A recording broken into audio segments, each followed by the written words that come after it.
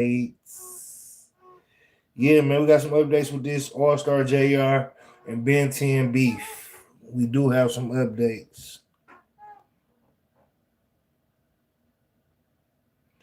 We do got some updates.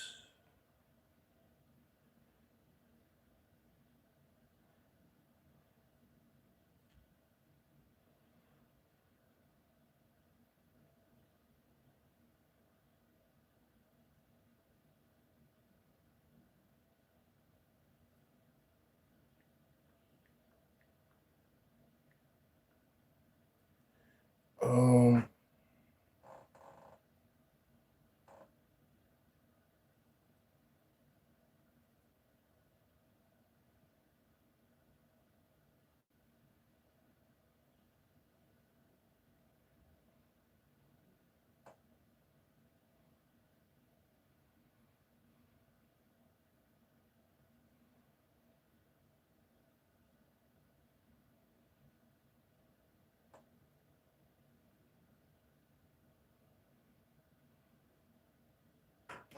all right, we're gonna get to it, y'all. We about to get to it. Hold on.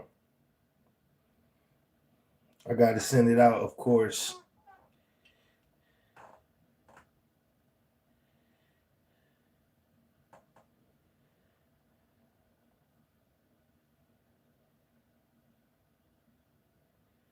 Gotta send it out.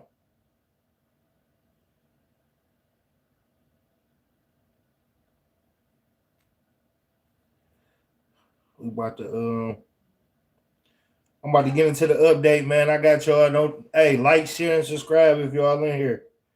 Like, share, and subscribe if y'all in here. We about to get right into the update.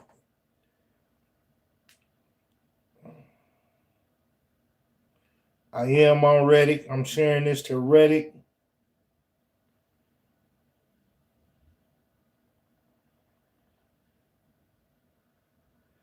Hey, but if y'all in my live, like, share, and subscribe. We about to get to the update. Let me go ahead and do my promotion shit real quick. Y'all know how it go, man. Y'all know how it go. Um,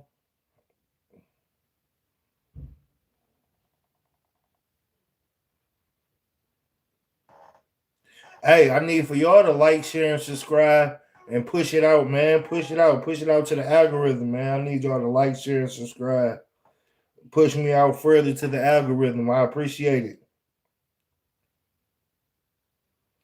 I appreciate it, man. I appreciate it. Run me up, run me up, run me up.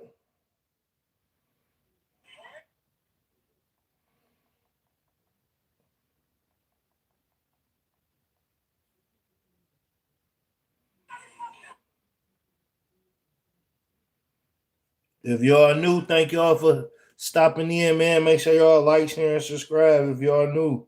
If y'all new to here, man, hey, we about to get right into it, man. We about to break this shit down. Get right into it. The beef is heating up.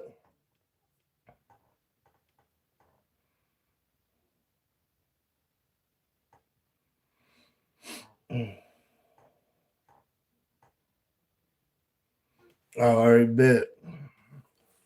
Bet we live. We live. Like, share, and subscribe. Get in that comment box. Get in that comment box. Get in that comment box. Say something. Let me know you here. Let me know y'all here. So, man, this shit, hey.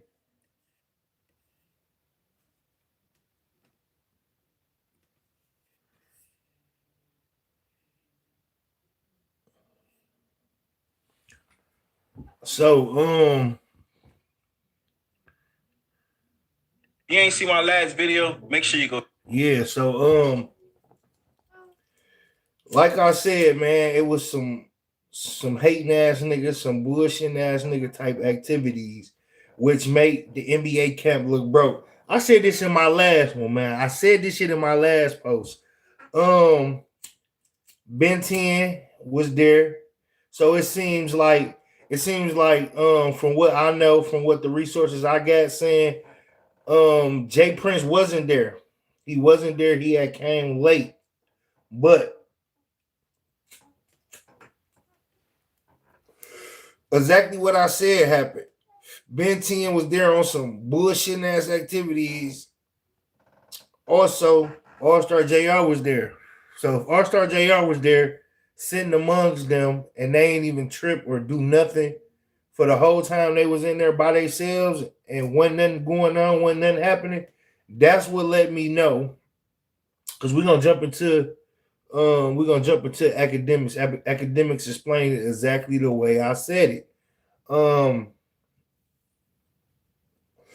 So we're gonna jump into that as far as what happened and how it happened. You get what I'm saying? So if they was already chilling in the same place, they was in the same place for like an hour to 2 hours before anything jumped off. Before anything happened, make sure y'all like, share, and subscribe. If y'all in here, like, share, subscribe, and comment, man. Comment, man. Like, come on, put me in the algorithm. Get me going, y'all. Put me in the algorithm. Get me going. I just had 31 likes. So, like I was saying, they was already chilling in there, man. They was already there. So, at the end of the day, if ain't nothing happening, then what's going to happen? What end up transpiring? What end up happening? What end up happening was, okay, when Jay Prince Jr. did come, boom, Jay Prince Jr. come, boom, he there. He moving around the venue. Boom, he peeps Allstar JR. But mind y'all, Ben 10 was already on bullshit. Ben 10 was already on crash out mode, man. Ben 10 was already on some bullshit, bruh. So boom, he peeped whatever Jay Prince talking loud or whatever, talking about this, that, and the third about Junior, Allstar JR. So, with that being said, Ben 10 already in mode. He already ready to take it there. This why Allstar JR was rapping, and he was rapping about the wristwatch, this and that, how y'all could have got it for scot free. Boom, take off. They take off on motherfucking Allstar JR. Now, from what Ben called and told, so now we about to go from what being called, because this all on camera, what I just said. Now we about to go from what being called and told academics. So being called and told academics, boom. We got the tussling. We did knock dude out 4 times. So I'm like, damn, I'm thinking, when I'm hearing this shit, I'm thinking, damn, y'all knocked him out 4 times?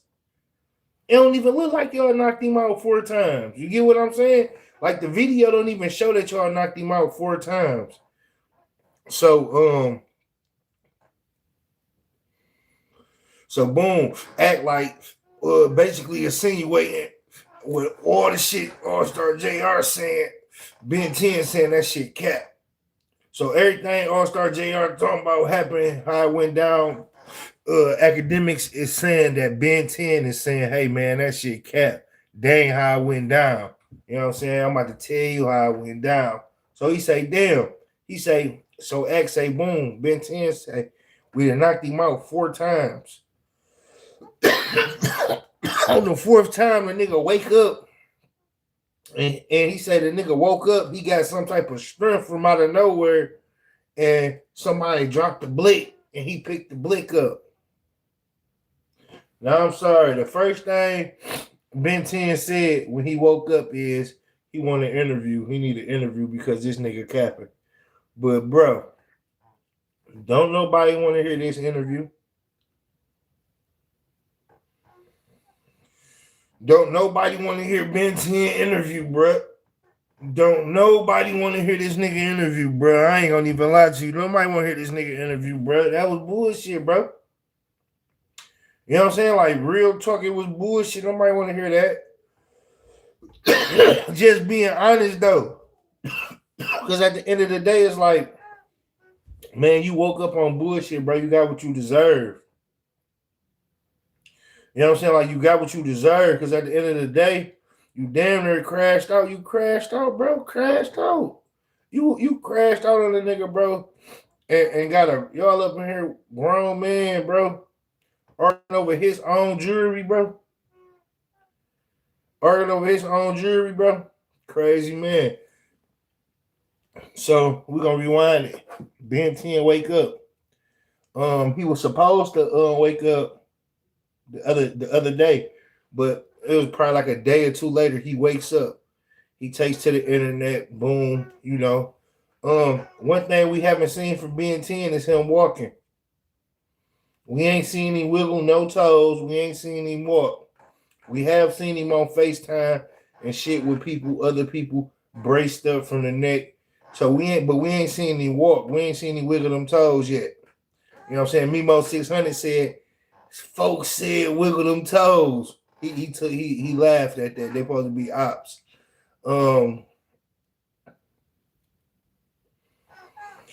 So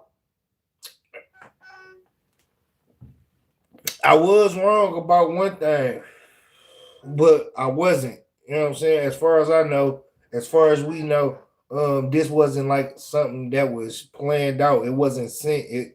They wasn't plotting on them. It was some total random type shit. You know what I'm saying? But like I was saying, it just sounded like some broke shit. It just sounded like a nigga plotted on them. You know? But from Ben 10, tell Ben 10 move them toes. Yeah, Jet, you hear me wiggle them toes. But what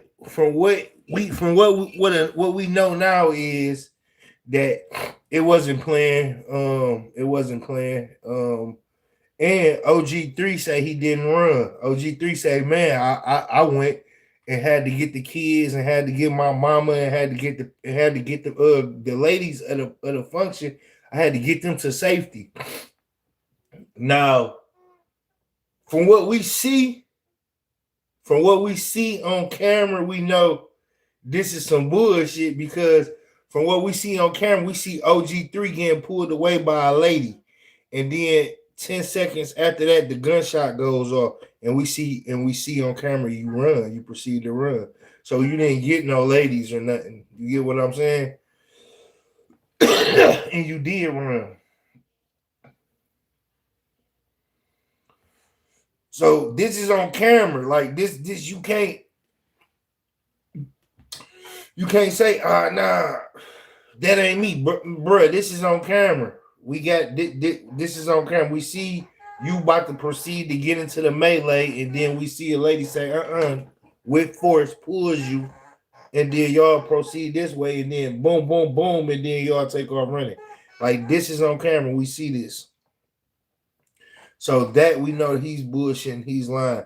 Now, when Jay Prince tried to get on his Instagram and tried to tell everybody, well, oh man, I was late, man, this, that, and third, that turns out to be the truth as to what Ben 10 said. Ben 10 said, yeah, that's the truth. He was late. Woo out the bim. This is what Ben 10 is telling academics. So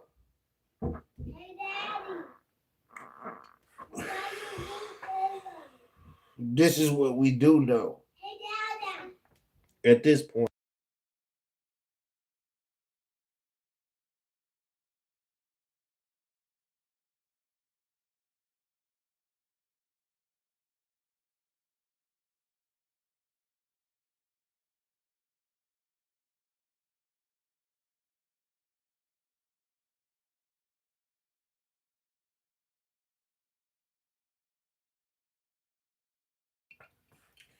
So at this point, this is what we do know.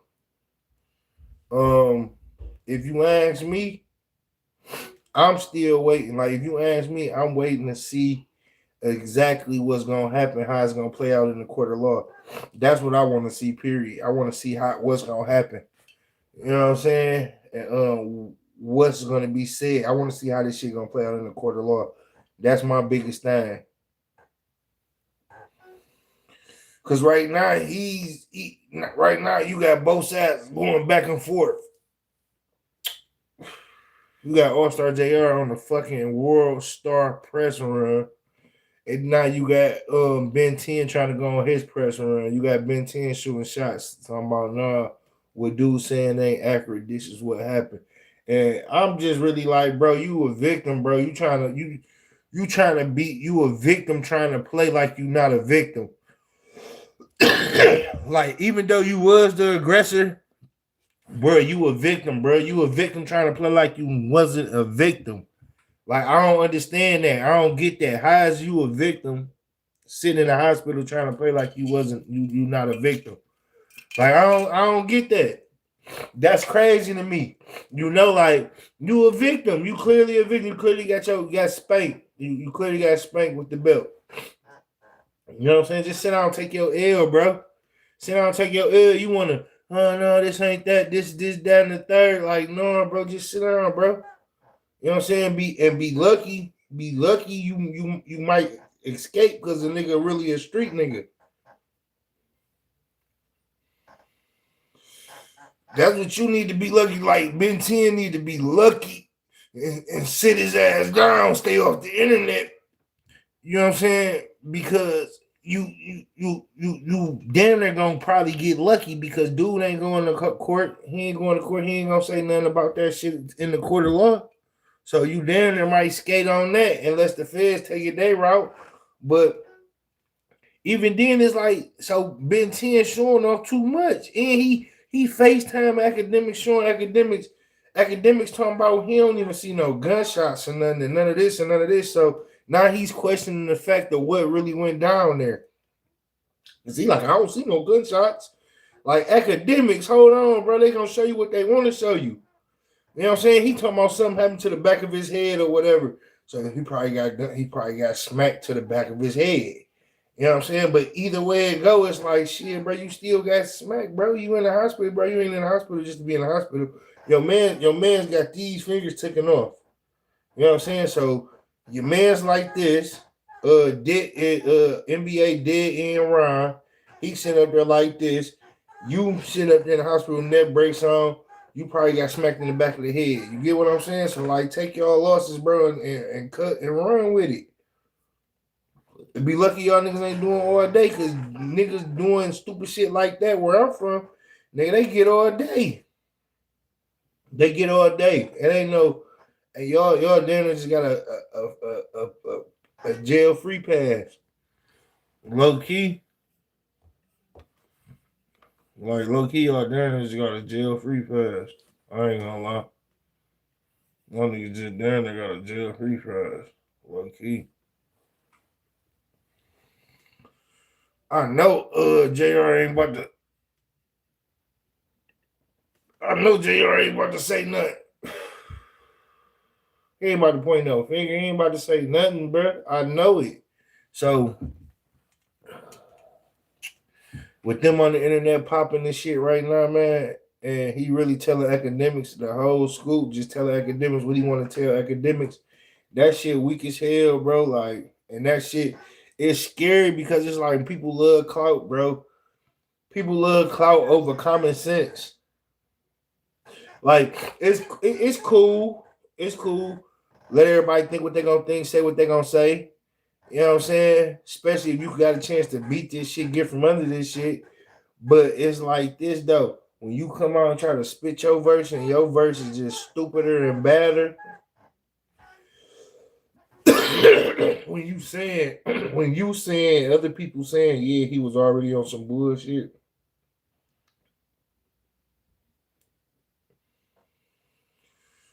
Bro, that don't help your case. If it is a case, that don't help your case. And you know it's clipped. It's clipped and cut and put in all. Man, what? Yeah, man. That don't help your case. Hold on, let me listen to this, dog. Let me see. Shout out to Music 101. Shout out to in the business, and then turned around and told DJ Academics everything that happened the night of the shooting. Man, I'm about to get y'all there. Hold on. Let me get y'all there. Hold on.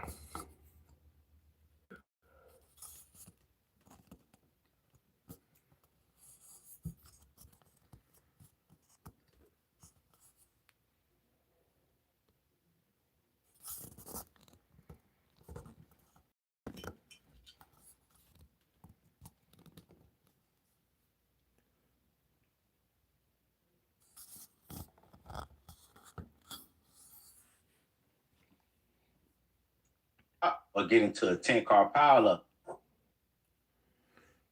This nigga. Pileup. I ain't doing your...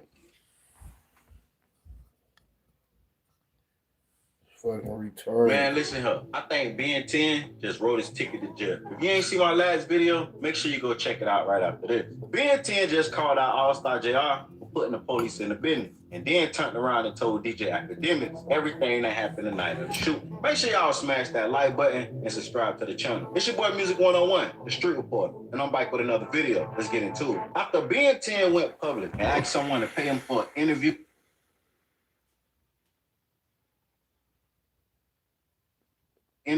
so he could tell what really happened, because Allstar JR was lying. Allstar JR posted DMs between him and Ben 10. Allstar JR said, what's crazy was, I ain't even tell y'all I spit on Goofy after he got flamed. Thick ass neck break. Did you get popped or get into a 10-car pileup? I ain't doing your interview, bro. It's over. Now, the reason why he say ain't doing your interview, bro, is over, because DJ Academic said when he talked to Ben 10, Ben 10 told him that he'll do an interview with Allstar JR if that bag right. But Ben 10 called Allstar JR, and Allstar JR responded and said, I ain't trying to talk with her. Send me that challenge, Ussy. Ben 10 responded and said, you really a bitch. Allstar JR responded and said, says the wizard in a hospital full of bullets. Ben 10 responded and said, you pick up, you know I ain't full of no fucking bullets. Allstar JR responded and said, well, duh, bitch. You been in the hospital 100 days. Ben 10 responded and said, for sure. Allstar JR said, you wipe that spit off your face? I feel that everybody left you to die. Wiggle, you ain't cut. You a bum-ass do-boy. Ben 10 responded and said, you telling a story for the police. Y'all literally getting all the information from him. It's so much I want to say, but I'm real, and they got street wiggles watching me. I refuse to let us down. Now, one thing that Ben 10 corrected, he said that we getting all the information from Allstar JR, and that's fact. Allstar JR did the song, and he also did a couple tweeting on his story about the situation. But you gotta remember, Allstar JR is the victim. By law, he's the victim. Now, it's a lot of rumors going around, and they ain't gonna even say they're rumors. It's a lot of opinions. People feel like what Allstar JR doing is the same thing what Gucci just did with that Crash Dummy song and Pooh Shiesty. Allstar JR is basically saying in the song that, yes, Ben 10, dead end run, they got shot because they jumped on me, tried to take my chain. And Jay Prince Jr. sent OG3 ring. He's basically explaining what happened. And the people feel like that's the same thing that Gucci did in the Crash Dummy song. But right after Ben 10 said he wasn't going to say nothing because real street wiggles watching him, he called Academics and told him everything. This is crazy. Academics went live and said he talked to OG3 and Ben 10. And they told him what happened. He's going to explain everything OG3 said, but he's not going to go into detail what Ben 10 said, because Ben 10 is going to tell his own story when they find somebody to pay him for an interview. First and foremost is this. I spoke to Ben 10, and despite what anyone is saying, and again, this is not, I spoke to him on FaceTime. It's not AI. I don't think you guys think the 4K Trey guys is that good at AI that they could just like FaceTime me something. He showed me like, you know, he does have a neck brace on. I didn't see any bullet wounds. I didn't see any bullet wounds on his chest. I think he did say, and you know, again, I don't want to let him say his stuff. He was very perturbed by the explanation or how Allstar JR is saying stuff happened. He's like, you know, oh yeah, you know, do the Ben 10 challenge. That's when you shoot him 5 times. And he's like, the guy never shot me 5 times. You know, he's like, yo, yeah, I got hurt. But I think he said, I didn't see the injury. I think he said the back of his head or something like that. There's no gunshot wounds on his face, neck, chest area. He looked completely normal. He was moving his limbs. And actually, I think his barber was coming up to give him a haircut when I was speaking to him. So Ben 10 had a head or a neck injury. That kind of explained why he wasn't really moving in the video when he was shot. Now, Academics also went on to say OG3 and Ben 10 said Jay Prince Jr. never told them to do anything. It was just a situation where they seen Jay Prince Jr. and Allstar JR locking eyes. They knew it was tension, and Ben 10 was on demon time. In fact, OG33 said Ben 10 was on demon time that whole day, and he was trying to get him to chill out. Check it out. They were like, yo, the way we looking at it, that wasn't in the wrong. It's just that the nigga's lying about everything. So I guess they kind of agree that the nigga was, whatever. Anyway, yeah. Let me see. What should I clear up? Okay. Oh, and talking to 10 and talking to 3, I will be honest. They both cleared Jay Prince Jr. Okay, this is how it was explained to me. They said Jay Prince Jr. didn't tell us to do nothing. Nobody went around getting controlled by Jay Prince Jr. They said basically, and this was like pretty much the this made sense. And I'm not gonna lie, maybe it's because he used a situation or he used me as like an example, and I was like, I could see that being the case, because like 10 basically said, 10's like, yo, act. Put it like this. I saw you like there every night at Young Boy's show. I'm back there, you back there. He's like, if I seen a nigga kind of getting into it with you, I'm doing the same shit to that nigga too. Like, getting it on with him. I'm not going, right. You my partner. That nigga you trash partner, out. like, I'm with it. So I hope you can kind of get what he's trying to say. He's like, it's not that Jay Prince Jr. never told him like, yo, go get this. I think they're at this venue. This is OG3's birthday, right? 10 don't even really know Jay Prince Jr. like that. 3 is cool with Jay Prince Jr. They reconciled, blah blah blah, and Jay Prince Jr. shows up late, even though he was even going to show up. He shows up supposedly like even though the Allstar JR. They didn't know the significance of him or nothing like that, because the 4K trade don't really got no problem with him. Apparently, when Jay Prince Jr. show up, he like locks eyes with him, something like that. I don't know if they have words, but see, there's tension. Now, the 4K training is like, if they basically just on go like, nigga, we not about to just like me mugging. Hey, yo, let's go, let's get that.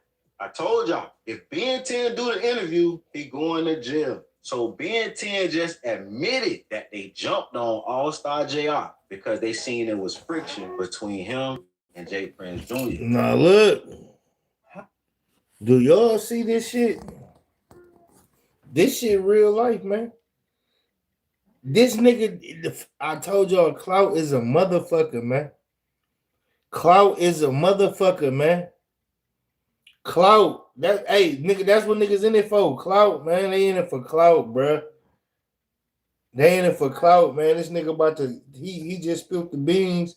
He about to spill more of the beans. If he get paid, he gonna spill it all. If he get paid, he willing to tell a story that's gonna send him to jail for a couple thousand. Just a couple of them thou wows. Crazy, man. Hey, dog, if y'all in here, man, like, share, and subscribe. Make sure y'all comment, man. Let me know where y'all watching from. Get in the comments, man. Let me know where y'all comment from, man. Y'all gonna have a chance to win this pocket. This DJI pocket, man. Creator combo, man. Like, share, and subscribe, man. Let me know where y'all comment. Let me know where y'all from. Let me know where y'all from, man. Let's get it. Yo, you're famous. I know your face. Where you know me from? Make sure y'all comment, man. Make sure y'all like, share, and subscribe. Hype me up, man. Get me in the algorithm. But back to what I was saying, dog. This nigga is willing. He is willing. Tennessee, homie. I've been there. I've been out there. I've been through there. 15 more minutes. I'll be on you. Yeah, but he is willing. This dude he is willing to tell his story for a couple dollars. He willing to tell his story for a couple dollars, man. And That story that Ben 10 is about to tell, that story could send him to jail, prison.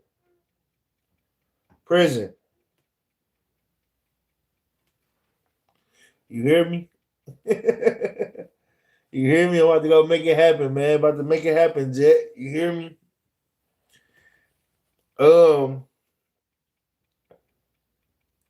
Yeah, man. I got that dog ass. This shit crazy, dog. Me personally, I shut the fuck up. I shut the fuck up. I wouldn't even care. I wouldn't care. I wouldn't care about none of the people, bro. I wouldn't care. I wouldn't care about what y'all saying, what they saying. Fuck that. If I can skate, if I can get from under this, if I can skate, man, I shut the fuck up. You won't hear from me no more. I'm quiet as a church mouse. Nope, you won't hear from me. I ain't got nothing to say. Especially if I get the fuck on. The fuck I look like? What? Nigga, is you dumb? Let me get the fuck on. If I could get the fuck on, let me get the fuck on. You know what I'm saying? Like, period. That shit, especially if I know I did some dumbass shit like that. I know I did. Like, I know you dumb. Nigga, you dumb. Why would you do some dumbass shit like that? It's a bad situation on both parts. What you mean though? Cause shit, that nigga, he did exactly what any other rapper was gonna do. He did exactly what any other person, rapper, or any human being was gonna do. Jet, somebody come holler at you, Jet, and you get and they thought they was about to get down on you and you get the best of them. Jet, you know what I'm saying? Like, yeah, you might pop your shit once or twice on Instagram, or you might pop your shit once or twice on Facebook. You might make a post. You feel me? You know what I'm saying? And at 772 hours live stream, y'all I did that 72 hours. But you feel me? Like, for sure, Jay, you gonna pop your shit, bro. You gonna pop your shit. A nigga gonna hear you. You know what I'm saying? Like, yeah. That and especially if somebody tries you. Come on, man. I ain't even lie. Like, I'm already knowing. You saw it before. This like cause I'ma do it. If a nigga came try me and I got right before he could get right. All right. I'm real, and they got real street niggas going back and forth. If you don't know, Ben 10 posted this. He says, somebody, please come pay me for an interview because dude is selling them fake ass dreams and nightmare story. Okay? Now, I want to be very clear and also transparent. So Ben 10 called me. Ben 10 called me, 3 called me, and I had a really good conversation with them. For the purpose of respecting Ben 10 having his own voice to speak and give his own story, some of what he has clarified to me or told me, I'm going to leave for whenever he wants to, and he does want to speak.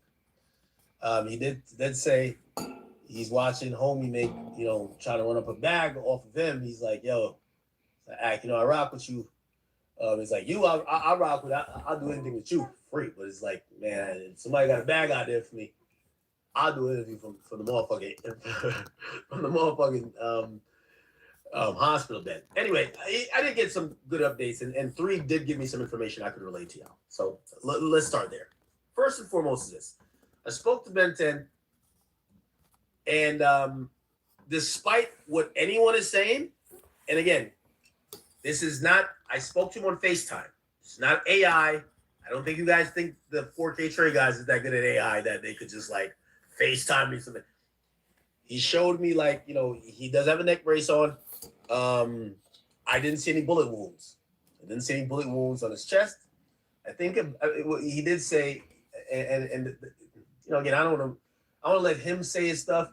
He was very perturbed by the explanation or how All-Star JR is saying stuff happened.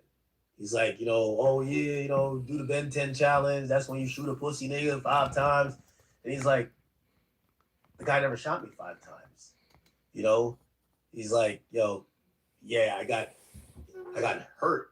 But I think he said, I didn't see the injury. I think he said the back of his head or something like that. There's no gunshot wounds on his face, neck, chest area. He looked completely normal. He was moving his limbs. And actually, I think his barber was coming up to give him a haircut when I was speaking to him. Yeah, so, obviously, he has his own other story to tell about that. I'm going to leave that for him to speak whenever he wants to speak. But, he definitely, I think he was sitting back watching the stuff, and he's like, he just really disagreed and felt like All-Star JR was lying and was going up in clout in line about what happened to him. He's not ashamed to say something happened. He's just saying that didn't happen. Also, this idea that supposedly All-Star JR took his gun and shot him with it. To quote him, he said, "Yo, Act, I don't carry little guns like that. That was my shit." Okay. For the rest of that, the story about what with Ben 10, I'll let him tell his story whenever he can. But he's not paralyzed. It actually looks like he's already started physical therapy and whatever. And I think I don't want to call them YouTubers who did say like he was on life support. I don't want to call them liars necessarily, but he did confirm that. I think when he did get first hospitalized, he was in shock. So I don't know what that means. So I don't know, medically how that works out, but he was completely fine. I'm telling you, like the dude was cracking jokes on me. Like yo, I think you got a booger, like he was in a good. I'm gonna be honest with you, I was shocked he was in that great of spirits. You know what I mean? And I would say like in reality, even talking to 3. They even, they're really level-headed dudes. You know what I mean? These dudes, you can tell, like, I can't certify nobody's gangster nothing, but, like, they were like, it was like, the way we looking at it, the nigga wasn't in the wrong. It's just that the nigga's lying about everything. So I guess they kind of agree that the nigga was, whatever. Anyway, yeah. Let me see. What should I clear up? Okay. Oh. And talking to 10 and talking to 3, I will be honest, they both cleared Jay Prince Jr. Okay? This is how it was explained to me. They said Jay Prince Jr. didn't tell us to do nothing. We're not, nobody running around getting controlled by Jay Prince Jr. They said basically, and this was like pretty much the, this made sense. And I'm not gonna lie, maybe it's because he used a situation or he used me as like an example. And I was like, I could see that being the case. Because like 10 basically said, 10's like, yo, Act, put it like this. I saw you like down there every night at Young Boy's show. I'm back there, you back there. He's like, if I see the nigga kind of getting into it with you, I'm doing the same shit to that nigga too. Like, we getting it on with him. I'm not going, you my partner, you Tom's partner, like, I'm with it. So I hope you could kind of get what he's trying to say. He's like, it's not that Jay Prince Jr. never told him, like, yo, go get this. I think they're at this venue. This is OG3's birthday, right? 10 don't even really know Jay Prince Jr. like that. 3 is cool with Jay Prince Jr. They reconciled, blah, blah, blah. And Jay Prince Jr. shows up late. Niggas didn't even know he was even going to show up. He shows up supposedly like, niggas didn't even know the All-Star JR nigga was there. They didn't know the significance of him or nothing like that because the 4K straight niggas don't really got no problem with him. Apparently when Jay Prince Jr. show up, he like locks eyes with the nigga or something like that. And niggas, cause I don't know if they have words, but niggas can see there's tension. Now, the 4K trade niggas is like, bro, if you know, they basically just don't go like, nigga, we not about to just like me mother nigga, like, yo, let's go, let's get that nigga. So it's kind of like something of the sort like that. obviously, a fucked up situation in a lot of sense. I talked to 3 people who saying that 3 left. This was a birthday event. Ben 10's daughter's there. OG3's mama's there. This is not that event. You know what I mean? It's not that event to be doing all of these things. You know what I mean? And I ain't gonna lie to you, like, truth be told, like, even 3 was like, yo, Ted kind of apologized to me for even getting on that type of time because it shouldn't have been that. You know what I mean? Like, it's a birthday party. You got a family around, this and third. And, we had conversations about shit like that. So, and the idea of 3 leaving or running and leaving Ben 10, straight up he tells me, he's like, yo, bro, clearly that's not true. You know what I mean? He's like, yo, the first order of business, when shit start going down, I got to get 10's daughter out of there. I got to get my mama out of there. There's a woman that was, I didn't even know that was 3. There's a woman that was pulling on a dude that was 3's mom. And essentially, he got all the family out of there. And you see, when he came back, shit already kind of happened. But at that point, there's police rushing in. So, you know what I mean? It's like, anyway. So, yeah. I'm trying to think about, I'm trying to think about anything else. I'm trying to think. Yeah, and apparently, you know what I mean? Yeah, I don't even know what I could say and what I could not say.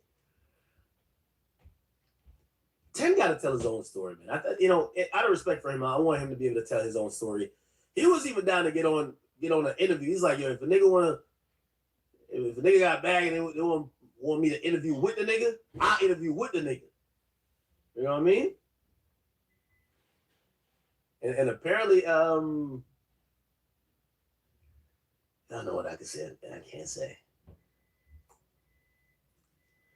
But I'll just say this. I'll say this. No, I ain't gonna say this. Yeah, this like, I don't know what was being investigated. Let's just say,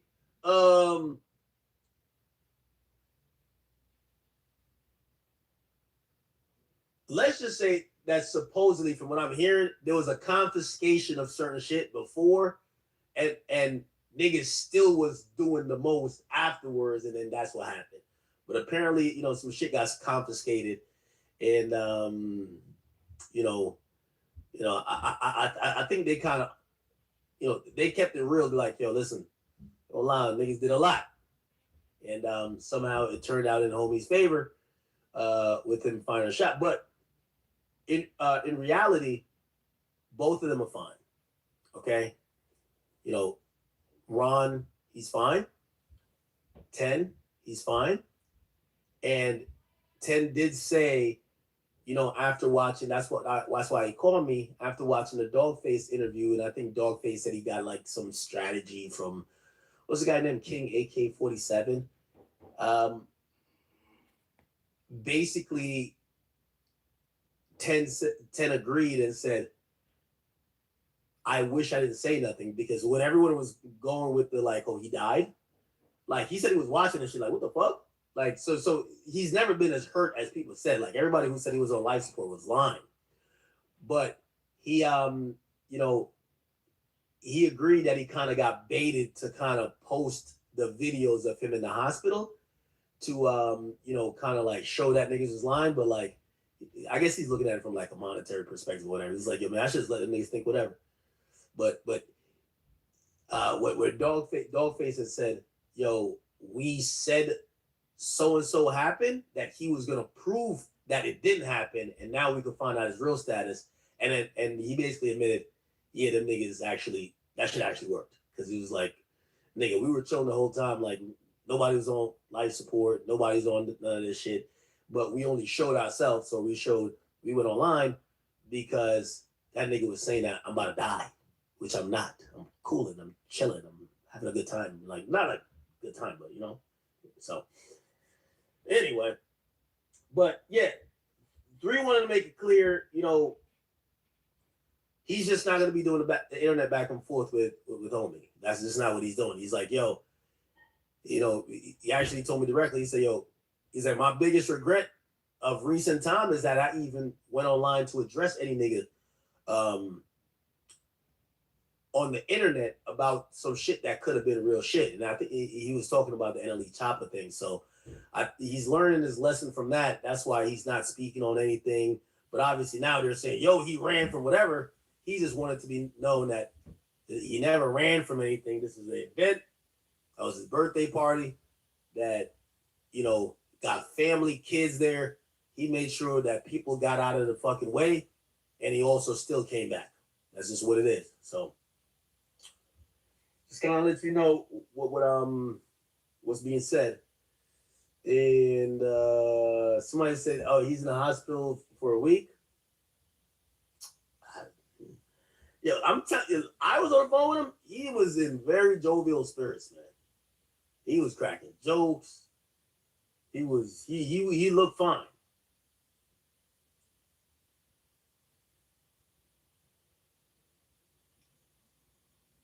They said Ron lost a finger. Did he? From what I'm seeing, it looks like there was only 2 shots that connected.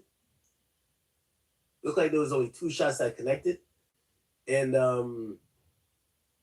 looked like Ron got shot in the hand, and 10 got shot like either around the neck area or maybe like the head. I don't know, but there was no whatever. So somebody said I look compromised. No, I don't. I'm not compromised. They told me a story, but they also said, yo, listen, we're down to do an interview for some money. So because we're down to do an interview for some money, yo, you know, 3 was like, yo, you whatever I tell you, you could tell them. I don't like, you know what I mean? I ain't going online with nothing, whatever. 10 want to do an interview. Like 10 is like, yo, nigga, I'll do an interview in this bitch. I'm good. I do an interview. Like niggas could, I'll get on FaceTime with that nigga in this bitch. I don't give a fuck. So because of that, the conversation I had with him and some of the details he told me, right? I'm not going to just say everything to make, you know, to tell his story before he could tell his story. You get what I'm saying? I think you guys get it. Yeah, he's not looking for money from me for no shit like that, right? So they trying to no. First of all, I don't even pay for interviews like that, right? Like he's not looking at me for like, oh, you pay me. He's saying that, yo, if you could get one of these niggas who pay for interviews, I was gonna ask Chop Lil Ross or one of them niggas. Like, yo, how much I got for Ben 10 right now, man? You feel what I'm saying?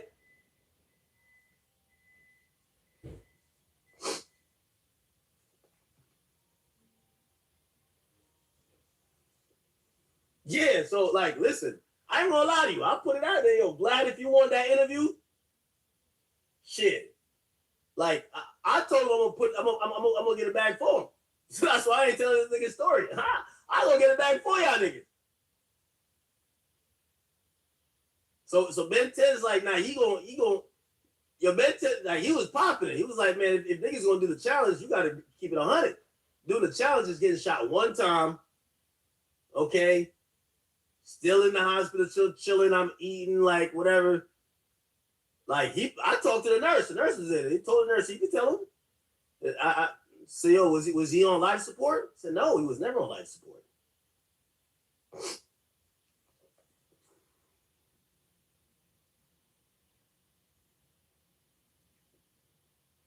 Yeah, nah, I ain't gonna lie. So from the story I kind of heard, it's kind of like Ben 10 was on bad timing that day. Like, you know what I mean? 3 was telling him, and because 3 was saying that, yo, to be honest, and all that shit, he said, yo, I was trying to stop that shit from happening. But he's like, yo, you know how, you know, them niggas is like, niggas is wolves. It's like, yo, once shit start, it's hard for a nigga to stop it. Now, granted, the only thing about this is we got to watch about, and no, he's not handcuffed, none of that. Like I'm telling you, he's completely fine. He's completely fine. He's completely chilling. again, for anybody who's gonna say it's not true, I talked to him on FaceTime. Like nigga say, yo, act, look, nigga, show me his chest. There's nothing.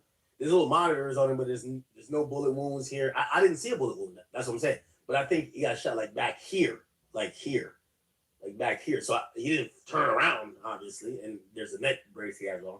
But I didn't see no bullets in his chest, in his neck, at least front part of his neck, and his face looks fine. And yeah. Somebody said, did he wiggle his feet? All right, we didn't do that. Like, yo, what's up with y'all? Nah, he was good though. Yeah, and pretty much, I think. No, he of course called Dogface a liar, but he's saying that Dogface lies baited him out low key. He's like, he ain't gonna lie, like Dogface lied baited him out to show himself because like the nigga said he was on life support, so that's why he posted. So basically, you know, Dogface came on and was like, yeah, nigga, like we just said that just that they could post themselves, and it worked.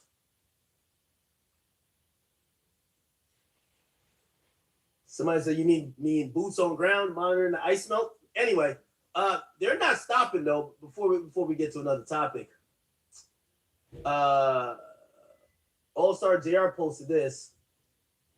It said what's crazy was I ain't telling y'all I spit on the goofy after he got flamed. Thick ass neck brace. Did you get popped or get in a 10-car pileup? I ain't doing your interview, bro. It's over. I guess Ben 10 called him in the hospital. He said, I ain't trying to talk, nigga. Send me that challenge, pussy. He said, oh, you really a bitch. And he sent him a picture, I guess. He says the nigga in the hospital full of bullets. And Ben 10 says, you pick up.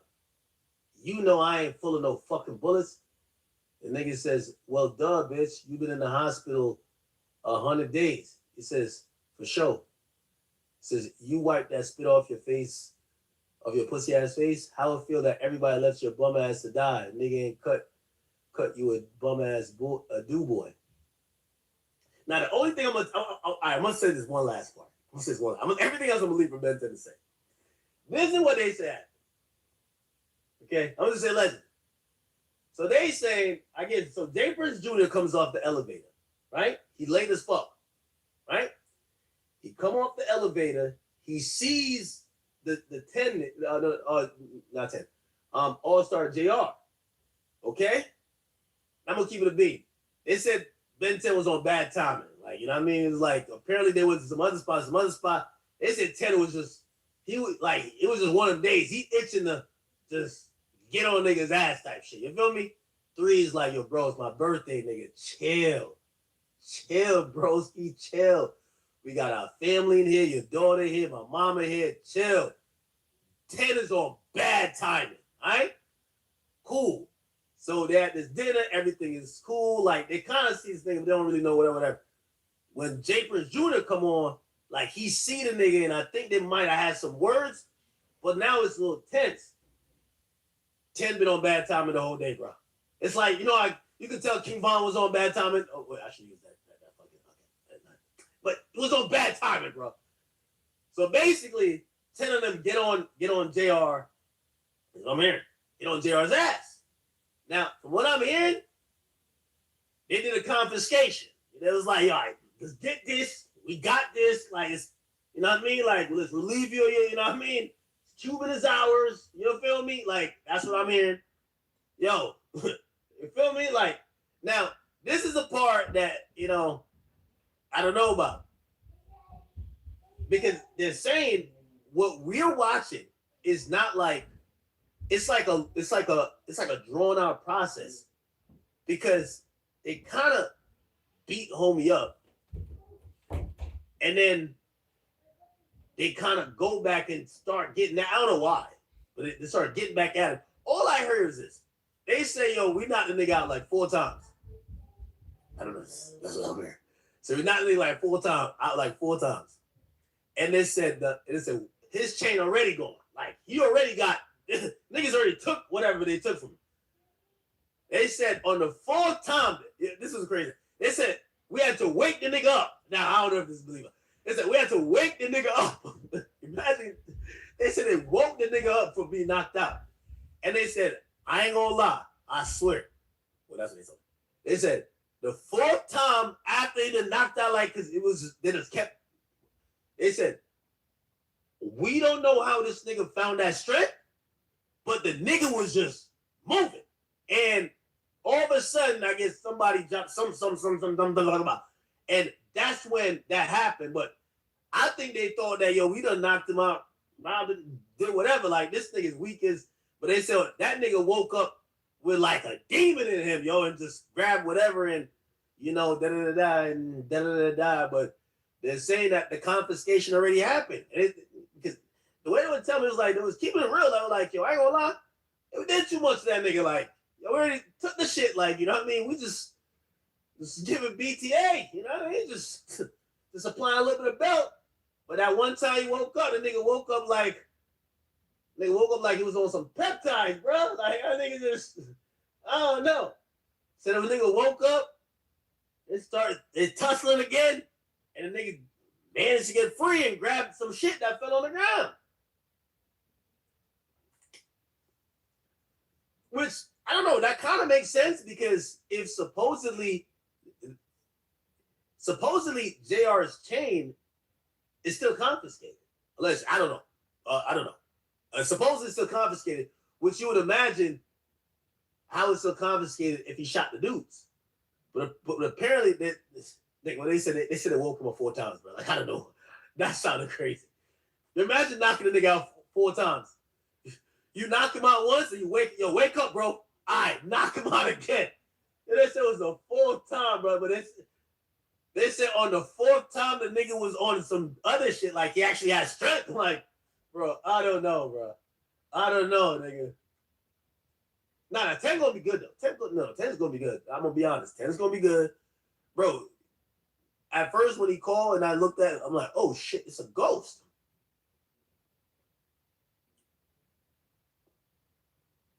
Three just not trying to do the police shit, brother. I could tell that nigga just does not want to, you know what I mean? That nigga does not want to, you know what I mean? Only thing that nigga told me is like, yo, bro, listen,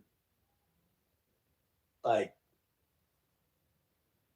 nigga, in my section in Houston, nigga, ain't nobody fuck with us, man. It's like, yo, listen, you know, they ain't got no problems with no J. Prince Jr. They don't got no problems with, but he said, yo, nigga, so we stand on business down here where I'm moving around in Houston. Come on, man, niggas not playing with us. Niggas not playing with us. So, but they didn't say you can't blame J. Prince Jr. You know what I mean? I think they just seen J. Prince Jr. that didn't like somebody, and they probably looking at this nigga like, oh, this nigga's a lick. Let's get this nigga, man. That do sound like a 4K trade shit, though. So let's get this nigga, man. Let's hop him.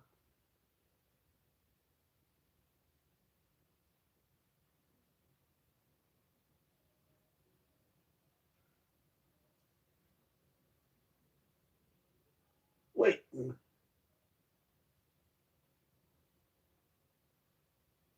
What y'all say is big cap? I don't get it. And Ken then says, y'all telling the story for the police. Y'all literally got the information from him. There's so much I want to say, but I'm real, and they got real street niggas watching me. I refuse to let us down. Wait, what's I think I'm lying? Nigga, I'm not. Fuck am I lying for? That's exactly what they told me. I kind of believe both of the stories. I'm gonna be honest with you. 3 and 10 didn't tell me no story. That's unbelievable. Like, my niggas, right?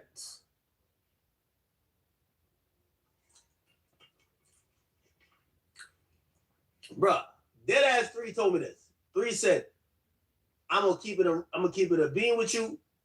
I can't say the nigga wrong for nothing he did. That's what 3 said. So I can't say he wrong for nothing he did. But the nigga online now and he's whooping it and he capping about everything. So like he kind of keeping it mad G on some shit like, all right, nigga, we bust a move on a nigga and shit, the nigga got Bob, whatever, and it turned into whatever. We ain't like Like, shit, that's how shit go. All right, that's how shit go. You can't blame a nigga for da-da-da.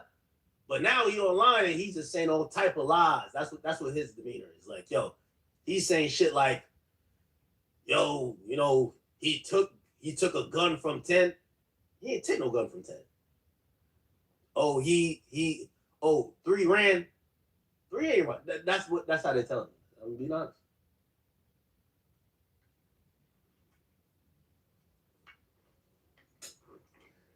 I'm pretty sure JR gonna have his, like, you know, response to it or whatever. But I'm incredibly happy that 10 gonna be fine, bro. 10 gonna be fine.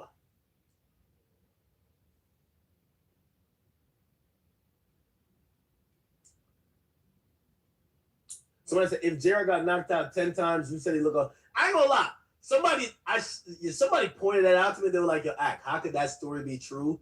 If he got knocked out like 4 times, how come JR didn't have a scratch on him? That's a good point. Hey, listen, I'm not saying that's not a good point. That's a good point. That's a good point. That's a good point. A nigga that get knocked out 4 times gonna look fucked up.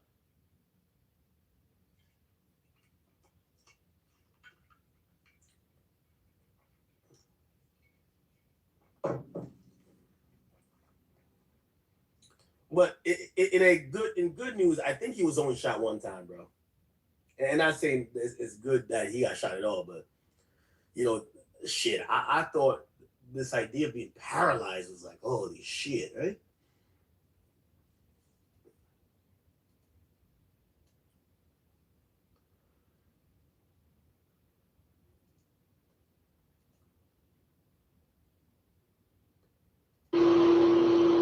But yeah, I ain't gonna lie, this nigga know how to milk this shit. This nigga's doing promos. Never, if you trying to get some weight, I'm pulling up this shit together. How the fuck is niggas demons with a crew of hoes? How is you a kingpin, your daddy run the show? Acting like you trapping, nigga, you can't. Yeah, I don't think J Prince Jr. even got involved though. The valet nigga 250. These niggas always end up hoes. They like Bruce Jenner. I'll hold your mans in every single group. Nigga, I ain't worried about a nigga seeing me. I shoot niggas. I done seen it all. Hustling this life. Time I'll pull a foreign in the Herman Gardens right now. Hit a nigga city first time. Start a pipeline. Niggas turn to haters when you used to. Altercation originally. Yeah, this nigga seen views like he never seen before, huh? Okay, so at least we got what's the name cleared. J Prince Jr., right?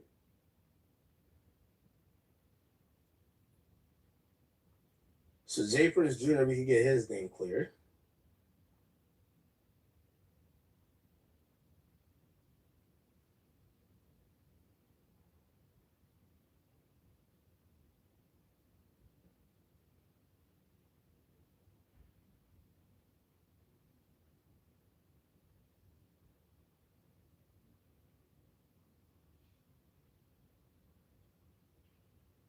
Oh shit.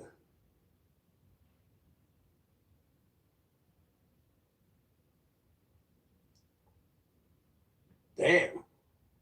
DDG getting the key to the city? All right. Okay. Makes sense. So I said they lying to me? I mean, I think the truth is like in the middle, right? Truth is in the middle. I don't think it's far-fetched to think that they were beating up JR, and then somehow, some way, he got away and got the gun. Yeah, I'm not. I think that's reasonable, but it's also like this idea of him being on life support. There's no proof of that. All right. I don't want to call it. Should I call it? Nah. I think we've kind of.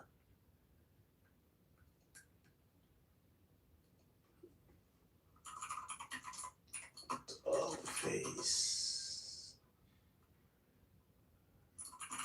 Your dog face hates J Prince. I ain't gonna lie to you. Black people who you think about business savvy. This is Dogface, by the way. But in the position. you know who the funniest person is? The funniest person is P. Youngin, yo.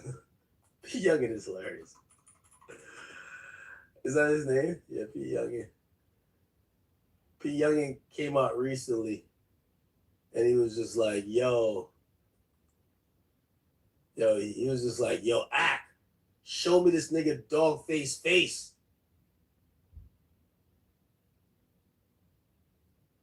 Am I saying his name right, or spelling that right?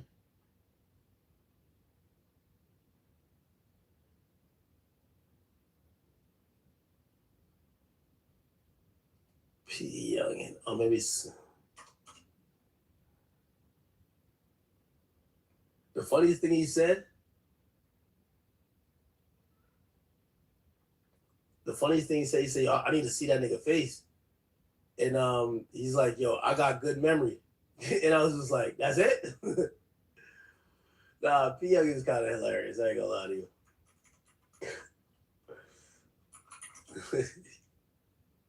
P. Youngin actually hilarious. This is what he said. Listen to this. Saying a different, tell your partner, whoever you be calling, whoever you be faking your little information from. Hey, tell that nigga stop hiding his face. Let me see his face, bro. Then whoever do it is he on the phone talking about a nigga ain't NBA. Do you know this guy named P. Youngin? He's associated with... I don't know that broke ass little goofy dumb ass nigga. You know what I'm saying? He just running his mouth trying to get clout. You know what I'm saying? Nigga, he not even NBA official. Nigga, you're not even NBA. Nigga, you ain't running around with them. Nigga, show us a picture with you with the niggas in the last 30 days. Say old school. Man, on key. On my kids, I'm gonna bet the fuck out you when I see you. On Trent. And if you try to do something, I'm gonna hit you with that file on key. You must have heard about the last security guard who had an interview on the phone. Oh, shit. Man, stop playing with me, bro. Wait, what happened to the last security guard? But this is Dogface. So, P. Youngin, I know you got good memory. He's out hiding his face. Let me see his face, bro. Then whoever do it is he on the phone. Yeah, nigga. Get the fuck out you when I see you. Oh, man. All right. So. What's up? Check this out. Stop playing with me, bro. As y'all can see. Okay. Position to win. But like he said in his book, right? Did you ever read a senior's book? Yeah, a little bit. I didn't read it all. Listen, It was one of the things good, that he said, I'm gonna answer your question with this. Don't think I forgot it. Yeah. One of the things that Senior said in his book, The Art, we just gonna call it The Art, right? Is he talked about the dichotomy of how Black people raise their children, Black people who live in poverty, and Black people who have some degree of affluence. He talked about how Black people who raise their kids in the ghetto, right? They don't shield their kids for anything. They want their kids to see the world for what it is because they think they're making them stronger by showing them drugs, by showing them all the crazy that goes on in the community. They want them to see it because they know if I can see it, if I can teach them this at a young age, they know how to navigate their way around all the crazy they're going to be subjected to see, right? Right. So Black people who live in the ghetto, they don't protect their kids for nothing. They want their kids to see the worst of the worst because if I show you the worst of the worst, He's talking about Jay Prince Jr. or something like that.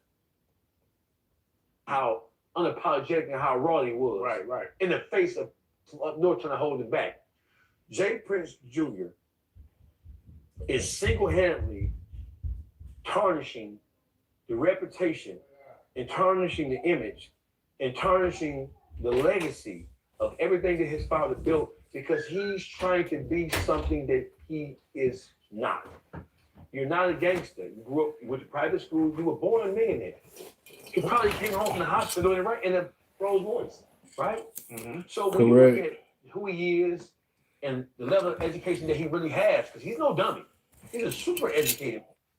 When you look at the position, Nigga's a dummy. he finds himself in positions that even who grew up in the most destitute set of circumstances don't find themselves in that position. And it's because he really green when it comes to the street. Right. He do it by trial and error, bro. Right. He doing it by trial. Jay Prince Right. Jr. is doing that will born and raised in poverty no better than to do. Right. Because he's trying to be his own man, right? But he's going about it all the wrong way. That respect, he doesn't really understand respect. He's saying it, it's like a talking point to him, like a politician now. Junior is a politician. He knows all the right things to say. Right. But when he's put in a situation to where he has to live up to that, USA.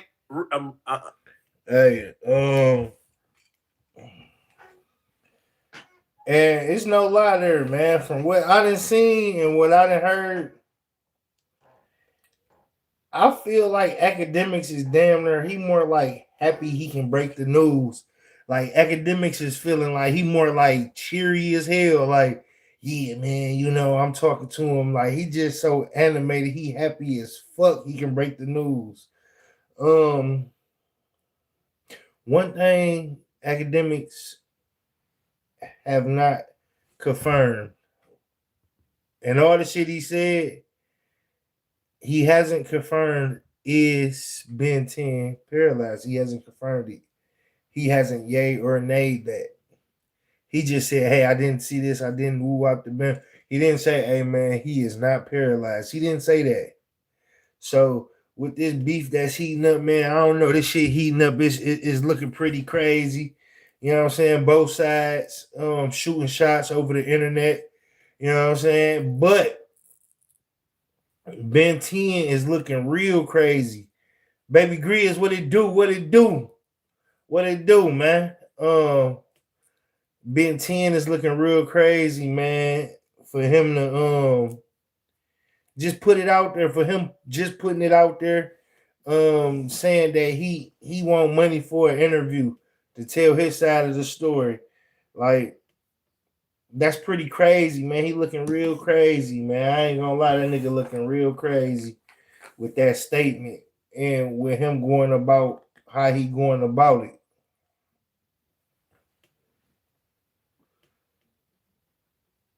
I ain't gonna lie, that nigga looking real crazy. Baby Grizz, what you think? What you think, Baby Grizz? How crazy do Ben 10 look with that statement? He'll tell his story for the right price, basically. And he just loose with the lip talking to DJ Academics. Now you know if I'm on the phone with DJ Academics talking to DJ Academics and shit, I'm talking to this man. I know he's an influential person in the media, and he got a big mouth. He got a big ass mouth. I know DJ Academic gonna, as soon as I get off the phone with this nigga, he about to run. He about to run the YouTube, run the Facebook, Twitter. He about to run to that shit. And he about to you know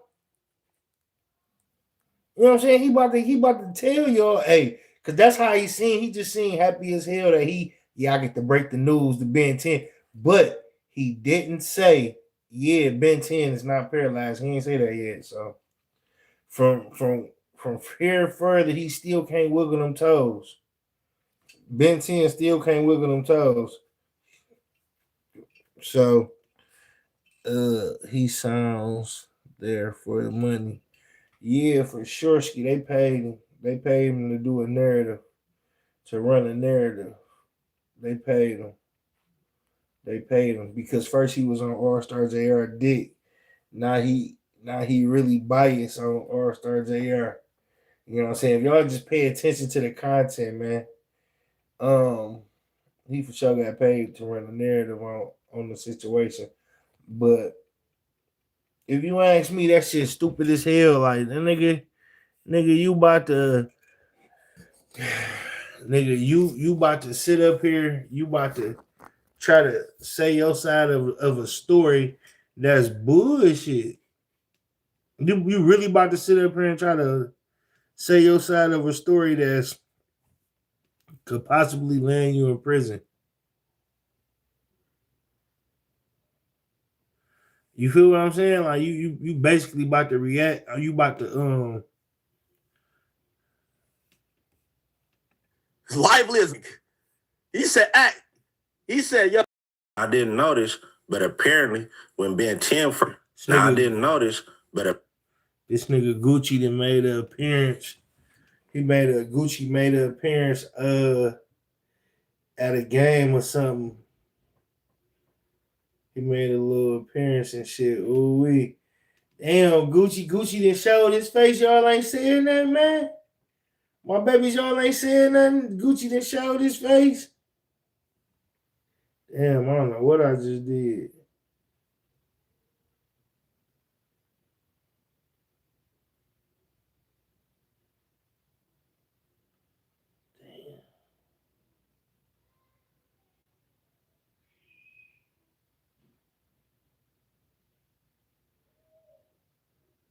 I just did some dumbass shit.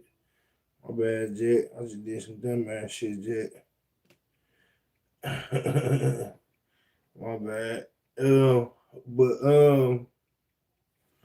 Damn. Gucci done showed his head. Right now.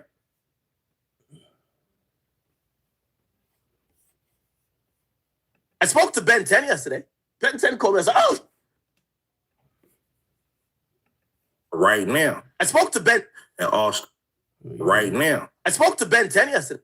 An Allstar JR shooting incident. And the more I dig, the more the shooting gets even crazier. Now, I didn't notice, but apparently when Ben 10 first got right now. I spoke to Ben 10 yesterday. I've been on a cold deep dive into this NBA Ben 10 and All-Star JR shooting incident. I gotta check and the more this shit I out dig, too. the more the shooting gets even crazier. Now, I didn't notice, but apparently when Ben 10 first got shot, Mimo 600 instantly got into troll mode. Damn, He told Ben 10 yeah. wiggle them toes, Wiggle and he them claimed he toes, sent folks. flowers up to the hospital. But I didn't know NBA Ben 10 and Mimo 600 got into it on Clubhouse. And Ben 10 got the dissing King Von and told Mimo, go dig his partner up. Y'all want Mike. Let them be loose. Y'all want Mike on Steve. We not moving loose like that, gang. Ain't no look. Yeah. Who want a feature? Who want a feature? Who we talking about want a feature? No dead. All my kids, man. Y'all know. Man, we getting We ain't doing that. We ain't coming on this, man. That's different. Keep on removing 10. We ain't removing 10. We stepped on Bud. You ain't do Steve, y'all police. Know that man, old shrimp. Man, y'all was sad, boy. Get y'all, ain't no sad to be sad. Y'all get y'all laid on, man. Look, y'all listen. Slow down, gang. Y'all look like some, man, y'all doing this shit out loud. That's all I'm saying. What he just said. Y'all too loud. Man, real gangsters don't even get on here and do that. Yeah, y'all look Now, man, we stepped on for this public gang. Who is we? It's always some weak kids. Hey, Mimo. He dead. Credit for other murder. Dead.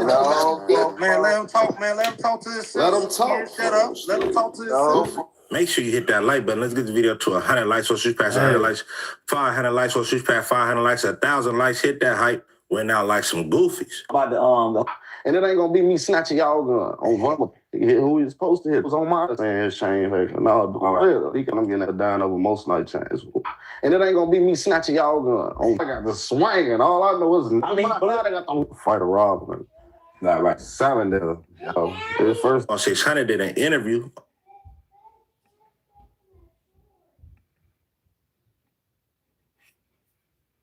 on Dread Boy Films, and he talked about the Ben 10 shooting. And he said Jay Prince and Ben 10 went out like some goofies. About the whole situation about Jay Prince Jr., Ben 10 dead and around the Allstar situation. How you feel about the whole situation? You know what I'm saying? I feel like goofy. Right. Yeah. Y'all grown, y'all. First of all, it's 2027 there. Y'all running up trying to fight a robbery. Right. Y'all asked for it. Right. Lucky he only hit them two.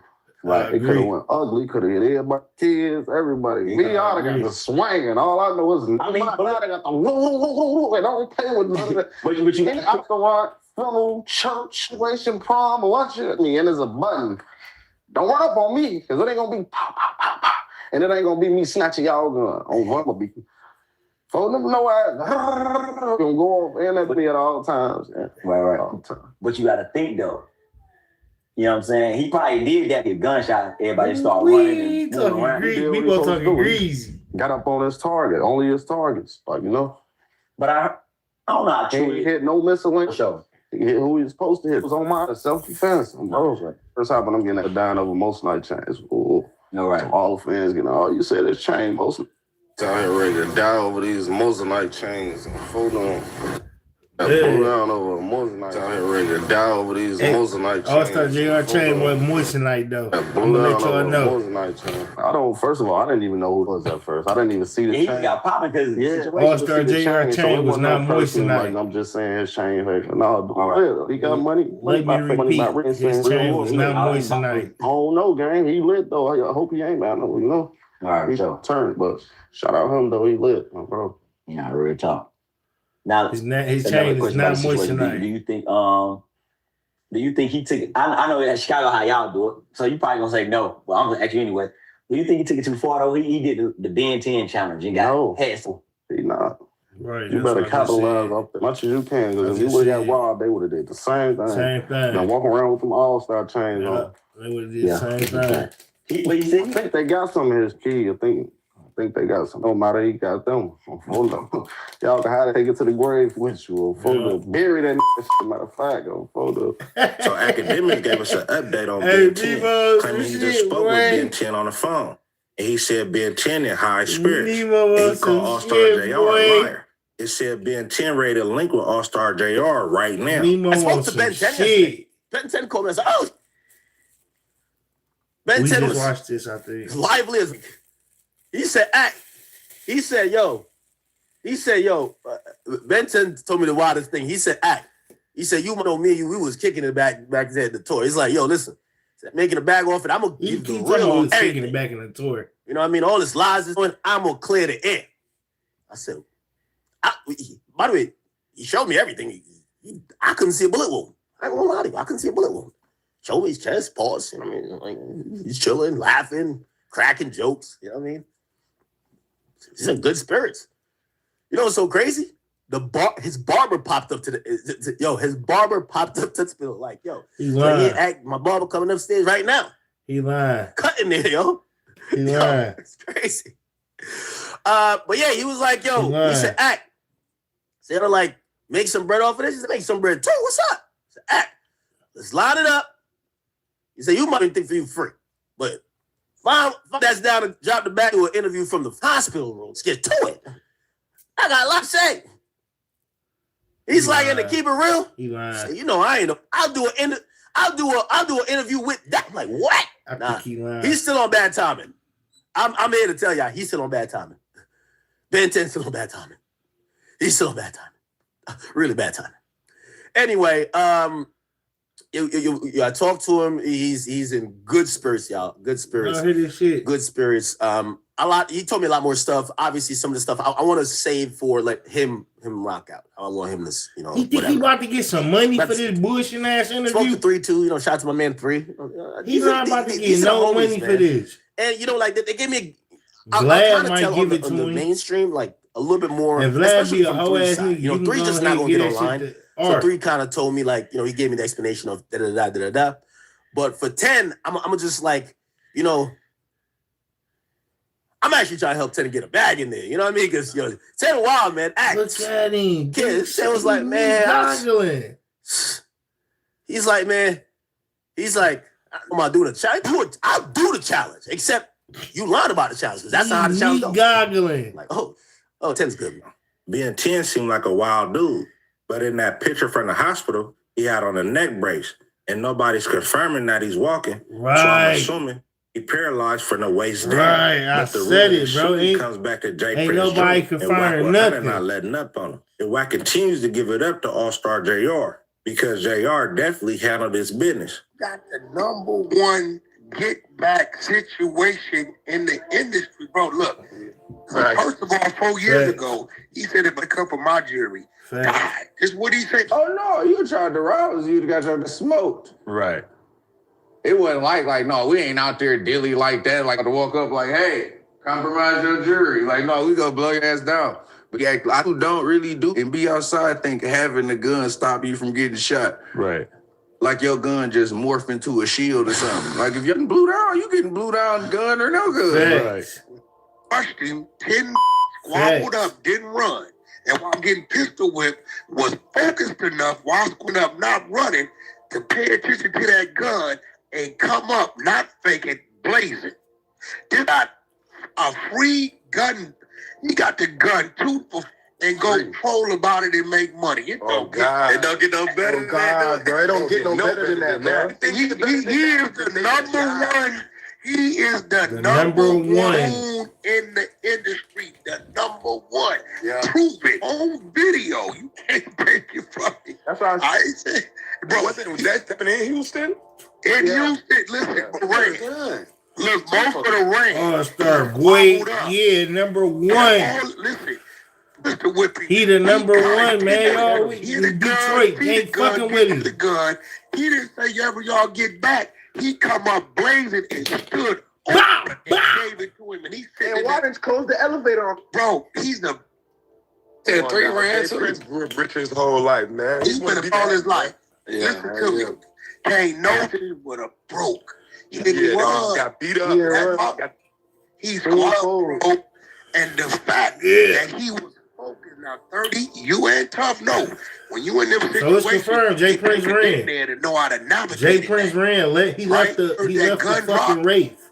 Jay Prince ran and left the Wraith. Went straight to work and then left he didn't run away, blazing. He stood over the Then he waited for law enforcement too, didn't he? Yeah, he ran away. Why not? What else? It ain't his gun. That's the South. Right. Nah, it is though. You gotta stay. You can't take nothing from him. Come get Jay Prince Jr. and lock him up because you was contracting a lot. They got you on tape. They got you on video. This nigga so they gonna say your actions triggered it. They gonna put the body on him. Right now. I spoke to Ben 10 yesterday. So Wack say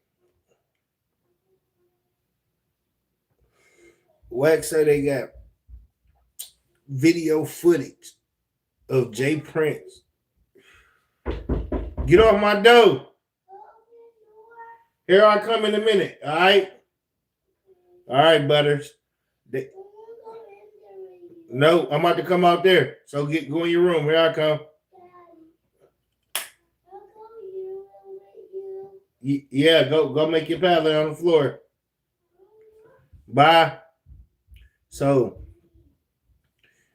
Wack, Wack 100, man. This nigga always got paperwork. This nigga got behind the scenes shit, videos. This nigga got addresses.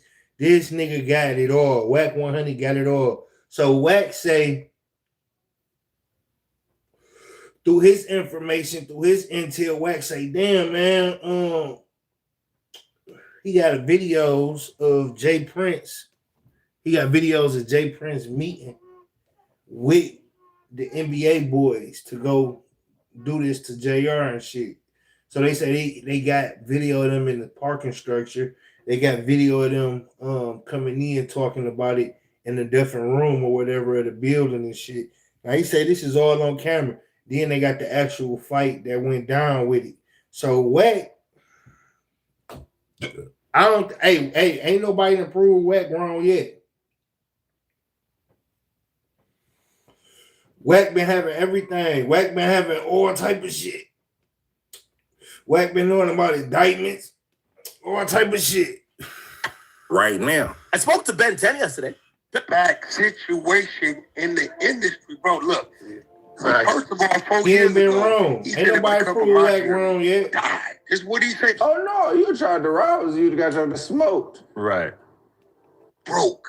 He didn't run. Got beat up. Got Junior and lock him up because you was contracting a lot. They got you on tape.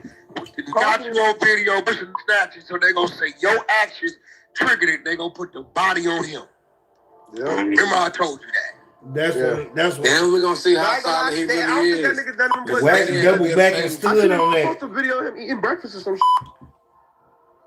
I don't know if you seen that. Got him coming up, and they said we got to take the stand to identify what's going on. Like when they want my boy. You gotta know. You gotta understand.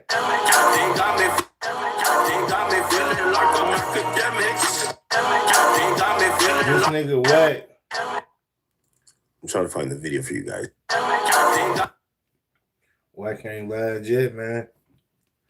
I ain't gonna lie. Wack ain't lied yet.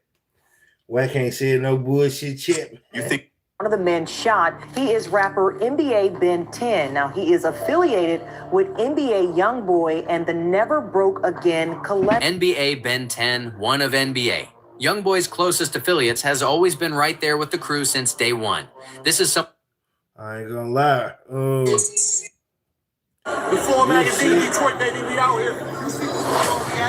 You looking at this shit, man. Chapel and Ross, I think he just discovered. He really just like Ben 10 and them crashing out doing in the what past they did, 24 man. hours. Houston is more of a player town. Houston is a slave player. Like, they ain't just them doing what they did, man. You can go to Houston with your jewelry on. Go to the club and have fun. Mention my motherfucking name. I disrespect you, make you throw your motherfucking life away. Chump. You a chump to me, nigga. They showed you and your clique. A montage, nigga. Like they said, man, that's broke activity. Let me tell you something. I didn't have nigga crashing out like that, bro. You ain't really got shit to live for, bro. Like, and that shit show, got bro. a house full of them niggas. Nigga, them sex offender peppers. Cause the FBI want the Houston Police Department and James Prince too. Why you think Houston police keep turning the other way on all these murders? Bro. How do you think James Prince can get a police report, nigga, trying to crash out like murder that, bro? investigation that includes his son? And none of the stuff is redacted. None of this. I don't know what Charleston White talking about. Charleston White get into some other shit. But when you living, bro, in life, bro,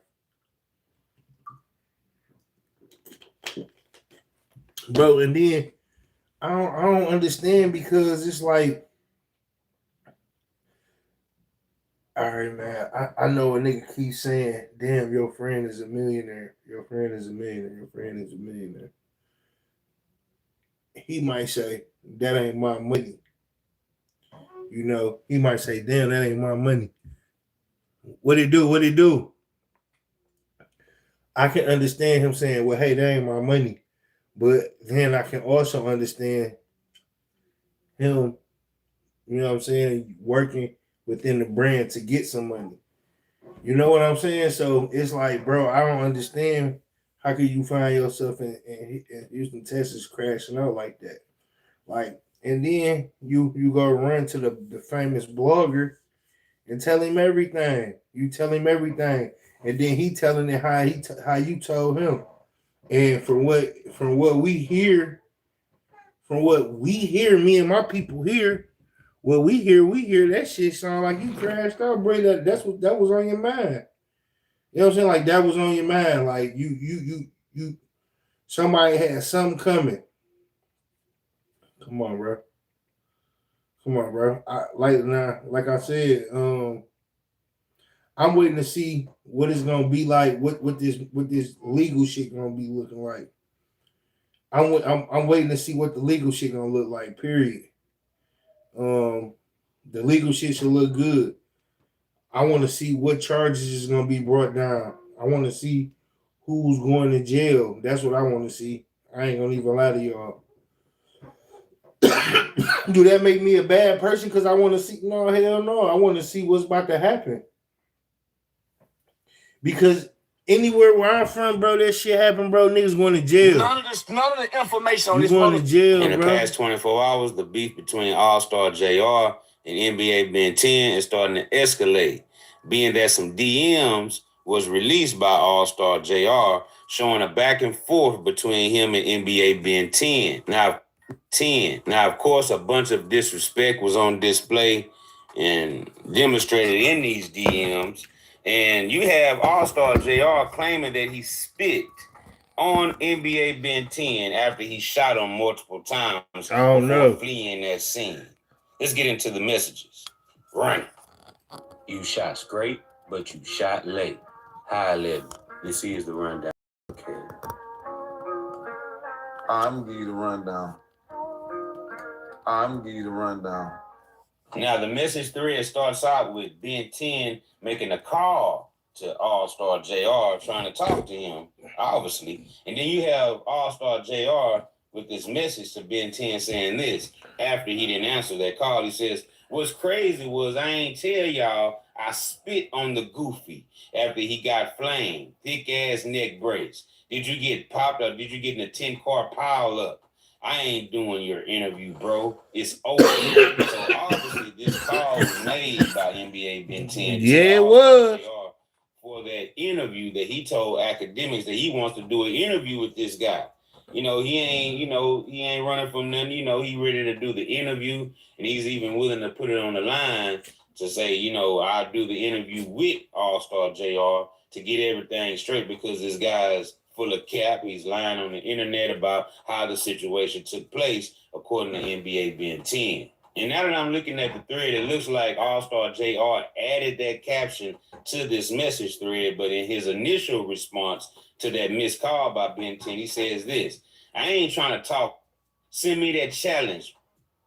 So this is what Allstar JR is telling Ben 10, hey, I don't want to talk to you. Right. I'm not answering your call. Send me that challenge. Send me that challenge, that Ben 10 challenge. And then we can talk. And then you have Ben 10 responding with, oh, you really a bitch, with the laughing emojis. Okay, then he sends a photo, which we can't see what that photo was. And then you have Allstar JR replying and says that in the hospital full of bullets, with the laughing emojis as well. Then Ben comes back with, if you pick up, I ain't full of no bullets. And so what does he mean by that when they clearly said that 2 individuals were shot? One was shot in the lower extremities, the arms and the legs, which had to be dead and wrong. And then they told us that the other individual was shot in the upper torso area, okay?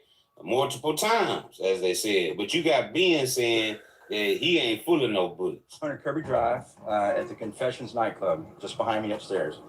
It's a bar/restaurant type location. Tonight, there was probably, 20, 30 people in there and several servers and everything. We've got some pretty good video. We got 2 victims on the scene right now. This is a shooting. We got 2 victims. Let's see, one's been shot multiple times on the torso, probably in his late 20s. Another one's been shot in the extremities, in the lower extremities, and also all throughout his arms and everything several times. He's probably in his mid-20s. They're both transported to local hospitals right now, and they're both in very critical condition. So Allstar JR then replies with, well, duh, bitch, you been in the hospital 100 days. Saying basically, he'd have been there long enough, they done took the bullets out of his ass. You have Ben replying with a simple for sure, and then Allstar JR doubles down. He says, you wipe that spit off your face? How I feel that everybody left your bum bitch ass to die. You ain't cut. You a bum ass dude, boy. Wow. Yeah. Now, Ben 10 did not respond after that. And, I'm pretty sure he knew that Allstar JR was going to expose this. So he didn't say too much. And that's exactly what Allstar JR did when he uploaded these DMs to the internet and it started circulating. Academics picked it up. And academics also claimed that he talked to Ben 10 and Allstar JR, who did. Has Dogface as his spokesman. All right. And you got X saying that, look, I spoke to these guys again, talked to OG3 and everything. And, these guys ain't trying to talk to no police, right? These guys don't want to get law enforcement involved. But by Ben 10 wanting to do this interview, that could very well open up the doors, to the investigation more to where they get more information about what actually took place than they actually already know at this point. And what do you know? Ben 10 doesn't really have to do the interview now because he done told his side of the story to academics. And academics is now relaying that message, their version of events, which is totally different than what Allstar JR is claiming. Now, upon talking to OG3 and Ben 10 again, academics claims that they cleared J. Prince Jr.'s name because the NBA crew is saying, look, J. Prince Jr. didn't direct us to do nothing to Allstar JR that day, okay? So they're acting as if they acted alone in this robbery. And if that's the case, then that's basically putting the blame on them. Right. So, by avoiding, putting the blame on J. Prince Jr., they're taking responsibility for that fight and that robbery and the shooting that occurred. Now, somebody's definitely lying, as they should be, because they shouldn't be telling the truth anyway, because this is an open investigation. Y'all just saying OG33 get pulled away. The video play out how it plays. Now, we don't see all the shooting and everything that occurred, so I wonder if that is a video in that restaurant that recorded, this whole incident happening, where it is. They actually show the shooting, because we don't see that or hear it. Okay, so I wonder if the surveillance video that the law enforcement say that they have from the restaurant actually shows the shooting in real time as it happened, right? Did it show who actually dropped the gun? Okay, for Allstar JR to, end up getting the gun and shooting the suspects with their own weapon. Now, Ben 10 is saying that, this is not his weapon. Firearm. Right? So nobody's going to claim the weapon, of course, but the law enforcement, told us that they believe that maybe Allstar JR pulled the pistol from his waistband and started shooting. Okay, but evidently it was intentionally, shooting the ones who was trying to rob him, which was Ben 10 and also Dead and Ron, because these were the two that got shot. Why nobody else was shot? Why J. Prince Jr. wasn't shot? Why wasn't Tay 400, being shot? Now, according to Allstar JR and that diss song that he released, Mob Untied, he gives us a little insight on that pistol that was used. He said it was a petty-ass pistol, but he still used it, though. So I don't believe if it was his pistol, he'll be talking about his own weapon in that fashion. How the fuck I get the stick? You know you niggas wrong. Petty-ass pistol, fuck it, nigga. I'ma use it, though. Right? So, of course, he's saying that, yes, somebody dropped that gun and he got a hold of it. J. Prince Jr. better hope that the restaurant security cameras doesn't show him pointing out Allstar JR to the NBA crew so they can go over and assault dude, because that'll throw a monkey wrench in everything that the NBA crew is claiming, right, that they didn't get directed by J. Prince Jr. at all. They just did this on their own, on the love, on the strength, on GP, just because they knew that they seen the tension between J. Prince Jr. and Allstar JR at that restaurant. Really.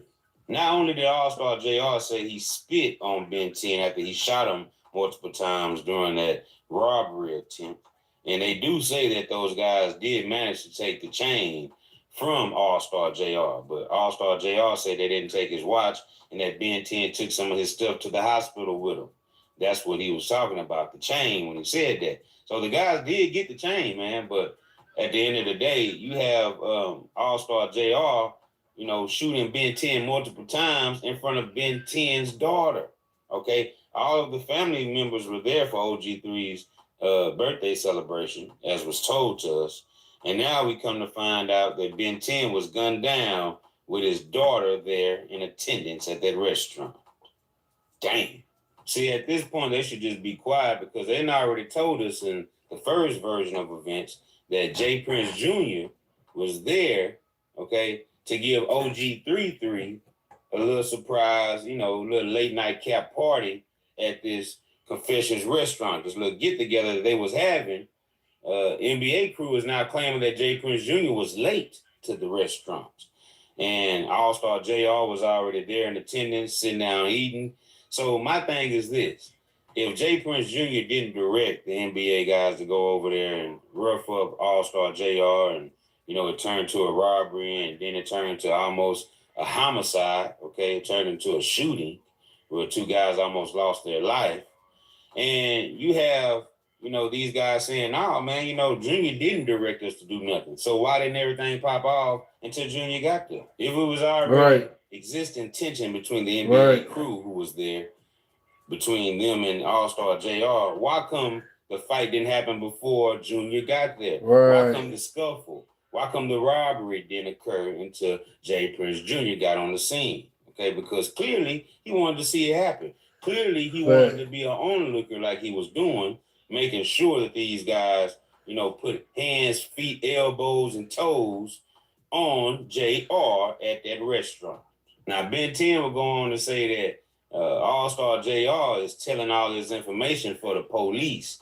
You know what I'm saying? He dry snitching on the internet, basically, so the police can see everything is being said by him to NBA Ben 10 in this situation, and that's going to be further incriminating for both of these guys. And also, you know, Ben 10, he posted this. He says, "You telling the story for the police." Y'all literally getting all the information from him.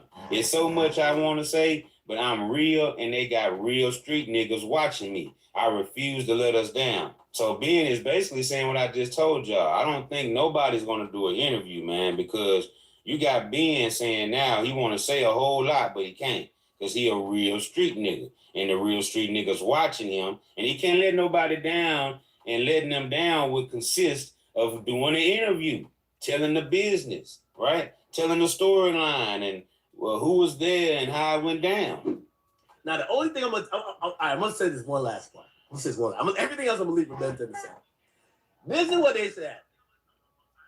Okay, I'm gonna say legend. So they saying, I guess, so Jay Prince Jr. comes off the elevator, right? He laid us, right? He come off the elevator. He sees the 10, not 10, Allstar JR. Okay, I'm gonna keep it a beat. They said Ben 10 was on bad timing. Like, you know what I mean? It was like, apparently they went to some other spot. They said 10 was just, he was like, it was just one of them days. He itching to just get on type shit. You feel me? 3 is like, yo, bro, it's my birthday. Chill, broski, chill. We got our family in here, your daughter here, my mama here. Chill. 10 is on bad timing. All right? Cool. So they had this dinner, everything is cool. Like, they kind of see, don't really know, whatever. Right. When Jay Prince Jr. come on, like, he see them, I think they might have had some words, but now it's a little tense. 10 been on bad timing the whole day, bro. It's like, you know, you could tell King Von was on bad timing. Oh, wait, I should use that fucking, okay. But it was on bad timing, bro. So basically, 10 of them get on JR. I'm hearing. Get on JR's ass. Now, from what I'm hearing, they did a confiscation. It was like, all right, let's get this. We got this. Like, it's, you know what I mean? Like, let's relieve you, you know what I mean? Cuban is ours. You feel me? Like, that's what I'm hearing. Yo, you feel me? Like, now, this is a part that, you know, I don't know about. Because they're saying what we're watching is not like, it's like a drawn out process, because they kind of beat homie up, and then they kind of go back and start getting that. I don't know why, but they start getting back at it. All I heard is this: they say, "Yo, we not like 4 times." I don't know. That's what I'm hearing. So we're not like 4 times, out like 4 times. And they said his chain already gone. Like, he already got. Already took whatever they took from him. I don't believe all that. They said on the 4th time, this is crazy. They said we had to wake up. Now, I don't know if this is believable. They said we had to wake up.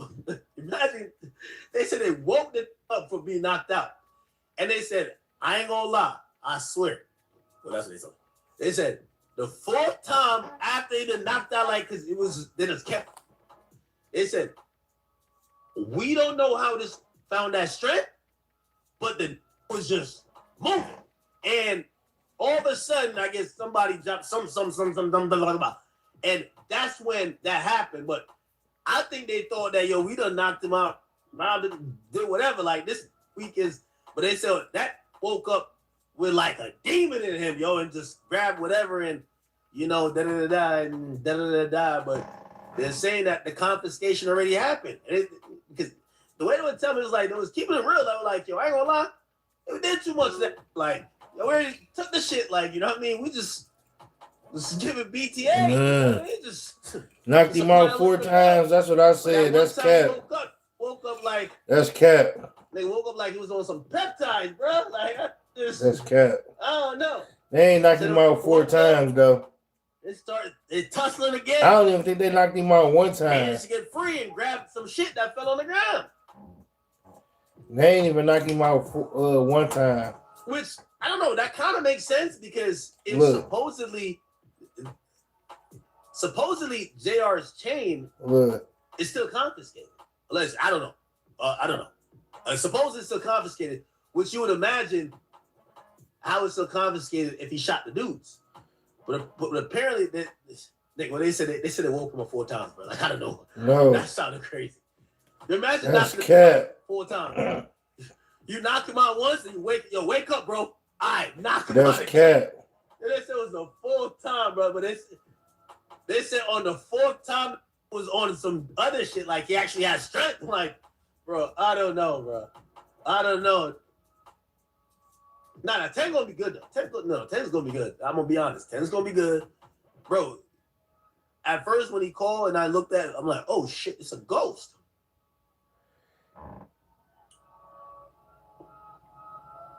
Three just not trying to do the police shit, brother. I could tell that. If he would have went to sleep, they would have had everything. You know what I mean? Does not want to. There wouldn't have been no need for none of that. The only thing that told me is like, yo, bro. And you see how he just extra happy. He just extra happy, bro. That's how you know it's damn near cat. You know, they ain't got no problems with no J. Prince Jr. They don't got no problems with, but that's how you know a lot of that. So he just damn near overly happy. Where I'm moving around in Houston. Come on, man, play with us. He's not playing with us. So, but they didn't say you can't blame J. Prince Jr. You know what I mean? I think like somebody, and they probably looking at this is lick. Let's get it, man. That do sound like some 4K trade shit though. So let's get this. Man. Let's hop. What y'all saying is big cap? I don't get it. They get knocked out 4 times. Fuck my line for. Say exactly what they told me. Nah, I ain't gonna lie. That shit just sound extra animated, man. That shit just sound extra animated, man. I ain't gonna lie. That shit sound extra animated, boy. Young boy made mad as hell at Ben 10 for crashing like that. Hell yeah, bro. He mad as hell at Ben 10 for doing some stupid shit like that. And then I don't believe that's how it happened. Cause he just overly happy, bro. He really meat riding, bro. And I feel like if you knock a person out and you knock them out the right way, bro, you got everything. You got everything in their pockets, bro. You know what I'm saying? So obviously y'all ain't knock him out 4 times. I can't just sit there and go with that. That's like a crazy story. He like overly doing it. Like everything he said, he just overly said it, overly did it. I'm not accepting that 4 times. And y'all and all 4 times y'all knocked him out, y'all ain't had nothing. Don't try to make it seem like y'all knocked him out and y'all just had him over there just little boy and little boy in me for a minute. No, I ain't taking that, bro. Y'all ain't had that nigga over there little boy in him. So yeah, I'm calling they bluff on that. I gotta call they bluff on that. They don't even sound doable. Like it only sound doable to him because he probably would let somebody hold him down or some shit like that. But niggas coming from where we coming from, man, boy, you ain't about to hold us down. You ain't about to hold us down.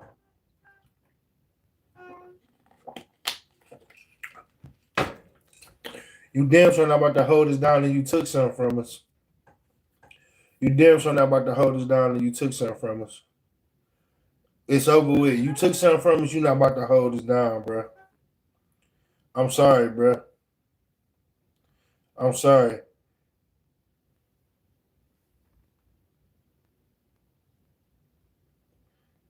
If you took something from us, you not about to hold us down. Knock us out. Not no 4 times. I ain't believing the hype. I can't believe the hype. I can't even believe that. That shit don't even sound believable, but he meat riding like, oh yeah.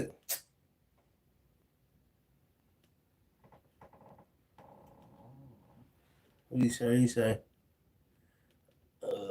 If Ben told AK that he a corn, for sure, you not about knock me out, wake me up, knock me out again. You know what? That's what I said. That's some movie. Yeah, that's some movie shit, bro. That's not no real life shit, man. That shit definitely not no real life shit. And and for academics to turn around and report it like that is like, come on, bro. You actually believe that? Like, bro, you actually believe what they just told you? Like, bro, it's sad because it's like, bro, you actually believe what they just told you, bro? Come on, man. That's the sad part. Like, you green, you very green, bro. No cap. You the greenest I done seen. Fuck you mean? If you sat there and believe that shit,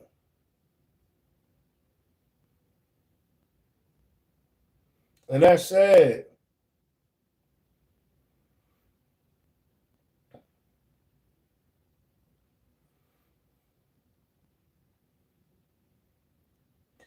I ain't gonna lie. And then the sad part is that you can't distinguish real from fake.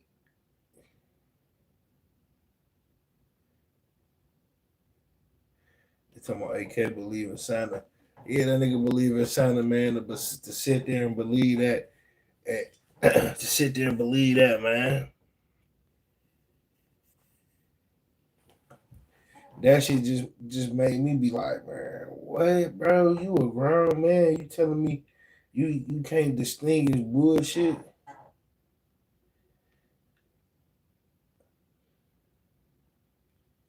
Like, you can't distinguish from bullshit, bro? Cause I'd be listening to that, wanting to ask questions, and I'd be like, that's bullshit. If you ask me, bro, that's bullshit, bro. And you know you sound bad. You also making yourself sound bad. Sorry, you making yourself sound bad too. Like, how dumb can you be? How dumb can you be? You making yourself sound bad as hell.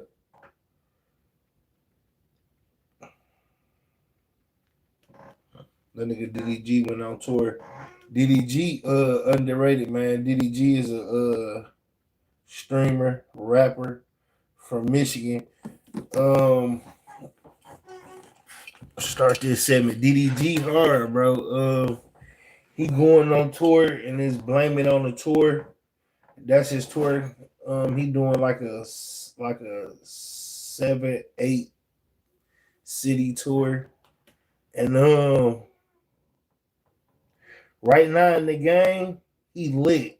Right now, DDG. If y'all fuck with DDG, knocked him out 4 times, dropped draw gun, got shot 4 times. Yeah, that's crazy. That's crazy. That's crazy. That's what make it be like, come on, bro. It's like, damn, you did say that. So it's like, damn, we kind of do believe everything else. So, and you incriminate yourself, you sound crazy. All right, fuck him. We gonna switch to another segment real quick. Then we're gonna jump back to that when I process that. I gotta process that. When I process that, we're gonna jump back to that.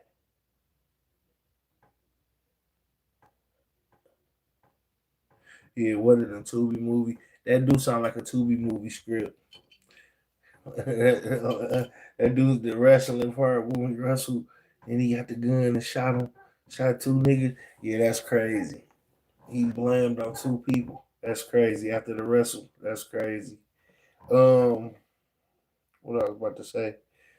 My nigga DDG, man. DDG from Pontiac. If y'all fuck with DDG, drop DDG in the chat. Drop DDG in the chat. Drop DDG in the chat. But yeah, this nigga going on a tour, like a 8-city tour, man. That nigga, hey, he put in the work. I ain't gonna lie, DDG putting in the work, man. Shit, just being real, like shit, he hot. Doodle garbage. No, man, DDG hard. I ain't gonna lie. He really he just sold out the shelter. Like he showed out the shelter. I think I want to say he showed out the shelter yesterday. He showed out. He saw that bitch out, had a meet and greet. The meet and greet was pretty straight. That bitch was thumping. And the motherfucking concert. The concert was straight.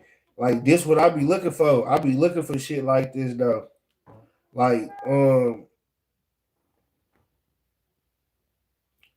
motherfuckers who doing this type of shit, like shit, I look for that type of shit because it's showing you like what a person can do. You know what I'm saying? And like just me seeing, like, okay, damn, you had the meet and greet, got paid, the merch, and you about to go to state with this bitch, the tour, and you streaming. Come on, man. Come on, man. You know he on stream probably right now. The states DDG going to is tour dates. Detroit, the shelter. He just did that. He just knocked that out. Chicago, Evandale Music Hall. He doing that tomorrow. New York. New York. Gramercy. He doing that on the 26th. Washington D.C. Union Stage. He doing that on the 27th, the 29th, Atlanta, Georgia, vinyl. May 2nd, Miami, Florida, midline. May motherfucking 4th, Dallas, Texas, Cambridge Room. And then he doing May 5th, Houston, Texas, Bronze Peacock. May 8th, Las Vegas, Nevada, KLTRE. And then May 11th, Los Angeles, California, the Roxy. Yeah, man, come on, dog. Come on, man. So that how many dates is that? 1, 2, 3, 4, 5, 6, 7, 8. Oh, that's like a 10-city tour. That's a 10-city tour. So if he doing 10 cities, every city he doing pop-ups, he's streaming. So hold on, let's break that bag down. Every city he's streaming, he doing pop-ups, merch,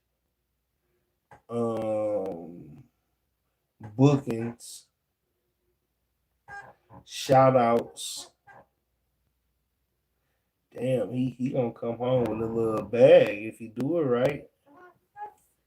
The DDG gonna come home with a little bag if he do it right. Cool few M's. Yeah, he gonna come home with a little bag if he do it right. You know what I'm saying? Because he can make 100,000 per stop and come home with a nice M and some change. He can do 100,000 per stop and come home with a nice little M and some change. You know what I'm saying? Between ticket sales, merch, motherfucking guest appearances, verses and shit like that. Yeah, he can clock a bag on a little 10 city and state. I mean, a little 10 city tour. He can clock a bag. And he's streaming everything. Let me see if he live. Yeah, he's streaming everything. Let me see. I gotta start streaming. Y'all gonna fuck with me if I get back on my streaming shit? Y'all gonna fuck with me on the I don't know. I might do kick. I might do the kick, and I might do the I might do both. Cause I'm already be streaming on YouTube, so I might do the kick and I might do the kick and Twitch together. I might just double stream. Y'all gonna come fuck with me? Y'all gonna push up? Y'all gonna push up on me?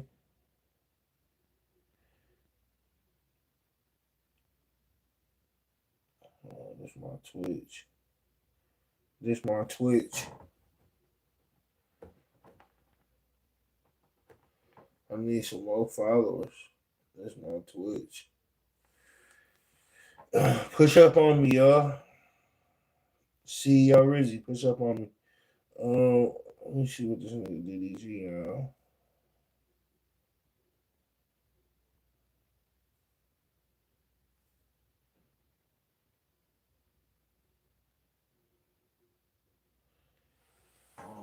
He ain't streaming. He supposed to be streaming on the tour.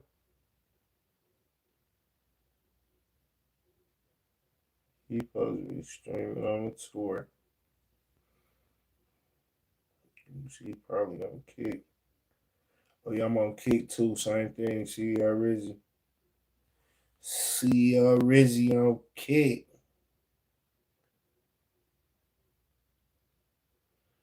Y'all gotta give me up, man. Come on, man. See y'all Rizzy on Kick. Come on, man.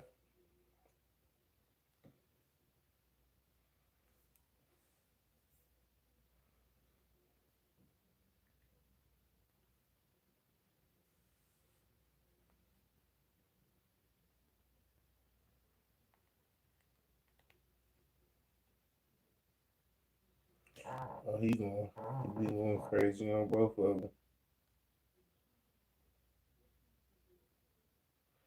Damn, man. He need to be live right now on tour, going crazy. That's when you have them locked in.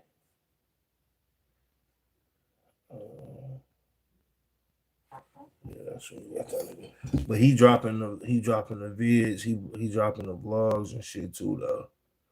He dropping all that shit too though.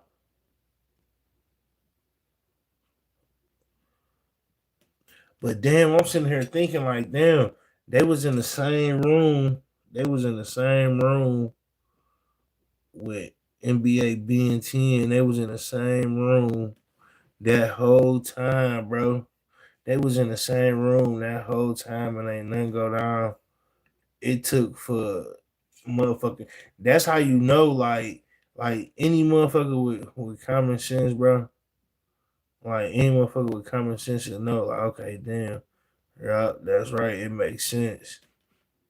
It makes sense because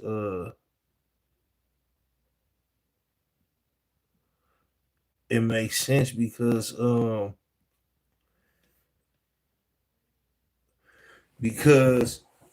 if he was already there, if he was already in the room and ain't shit happened, and then as soon as a person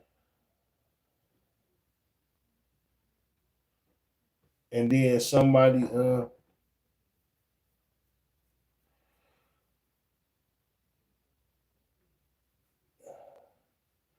if somebody come and then motherfucking what you call it jump on the scene and then something happen, it's kind of hard to say, oh yeah, man, I ain't tell them to do nothing.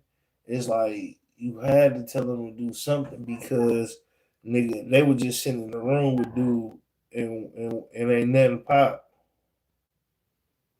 You know what I'm saying? Like they were just sitting in the room with dude, ain't nothing pop. So it's like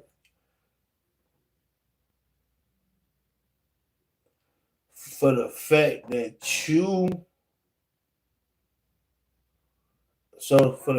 you came and then something popped off, it's like what made everybody change their temperature? What made everybody change their temperature? Because it's like shit, they were just sitting there cool, calm, and collected. And it's gonna be on video. Shit, they were just sitting there cool, calm, and collected. Then all of a sudden when you came, it's like shit, it went up from there.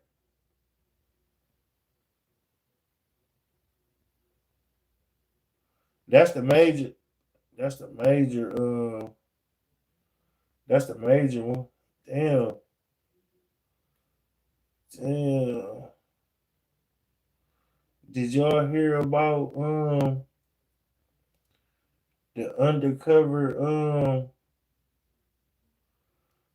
it say authorities in Atlanta shut down a large scale marijuana pop-up event during a weekend raid dubbed Operation No Smoke. Police say the event was being held inside a warehouse on Ted Turner Drive Southwest, where dozens of vendors were reportedly setting up to sell products before officers moved in.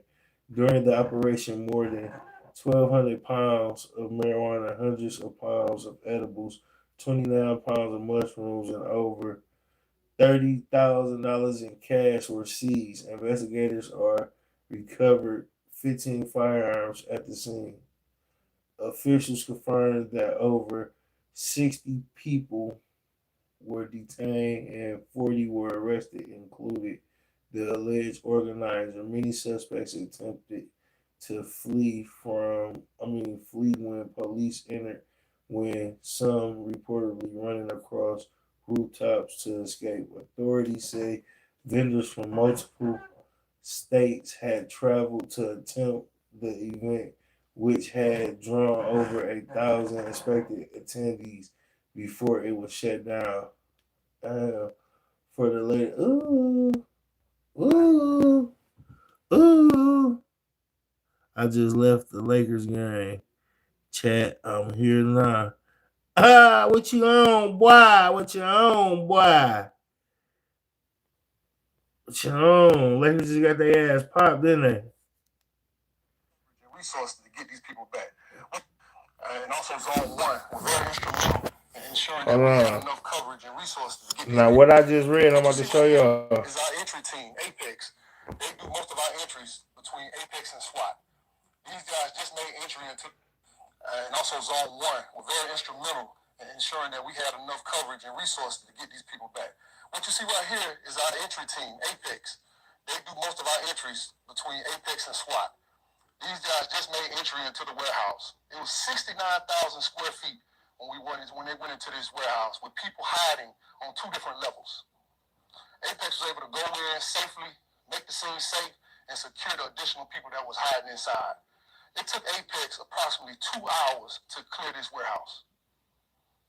So you'll see them being very tactical on their approach. They had to make entry into this warehouse because they, like I told you guys earlier, they barricaded themselves in this warehouse and then tried to flee out the back. This is a view. Well, this is a view inside. We kind of, at this point, we're kind of trying to add up some of the properties, some of the dope, all the different baggies. We encountered so much, like I said, a ton of marijuana. It was over 1,200 pounds of marijuana. We also encountered multiple, 24, we identified, once we got inside and started processing the scene, we identified 24 vendors that were selling inside of this, selling marijuana, illegal substances inside this thing. And it broke down to be 1,200 pounds of raw marijuana, 391 pounds of THC edibles, 29 pounds of mushrooms, and we were able to recover 15 guns, and we locked up 40 total people. 37 went to jail, 3 got copy of charges. This operation, it was important. And also Zone 1 was very instrumental in ensuring that we had enough coverage and resources. Ooh-wee. What you see right here. Ooh-wee. If you have at least one.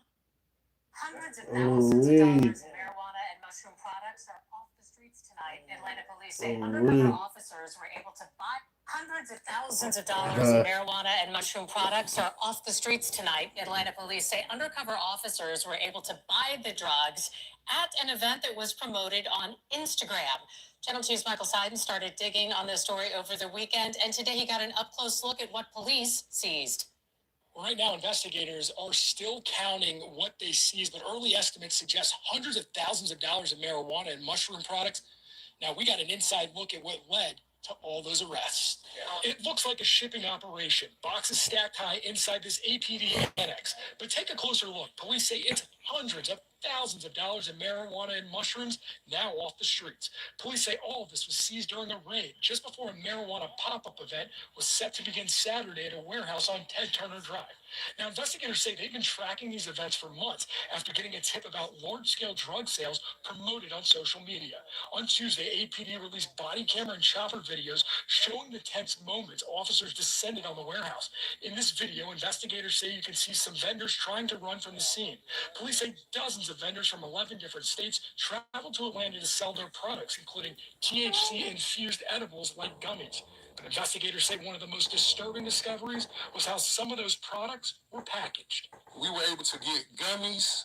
We have dolls that have marijuana, sometimes fentanyl, inside dolls that kids can play with.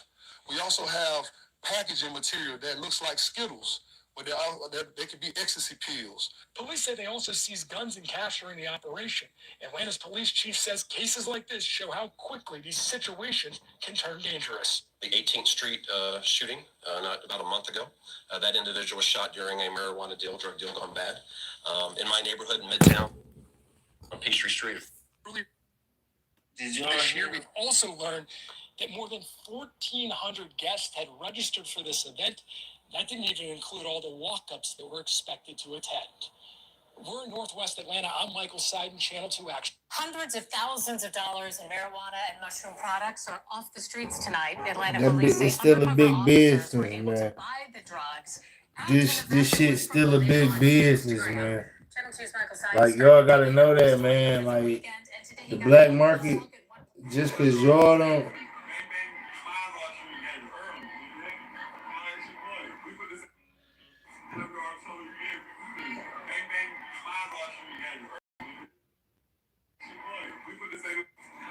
That's how niggas used to walk around back in the day. This how niggas used to walk around back in the day.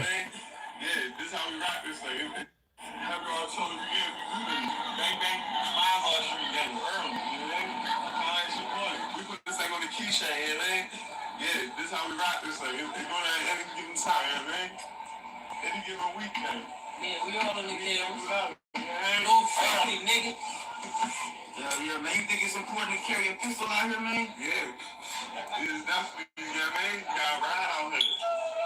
So you go bang, you know what I mean? You can go down like that, truck ride by, they can go slide out there, you know what I mean? They go down, and you got one more crazy. Now, I guess that's what see, you know what I mean? My thing is easy, you know what I mean? I get niggas easy pass, they my birthday, on their birthday. I'm a young gun, boy, 19, all this, you know what I mean? So, hey, from 26 to Indiana, I come mostly behind Wall Street, you know, you know, you gotta rap the same like your kids. What kind of thing is that, man? It's an AE-10, you know? High tech, you know? Have y'all told you, bang, fly Wall Street, man, early, you know? We put this thing on the keychain, you know? Yeah, this is how we rock this thing. It's going at any given time, you know? Undercover,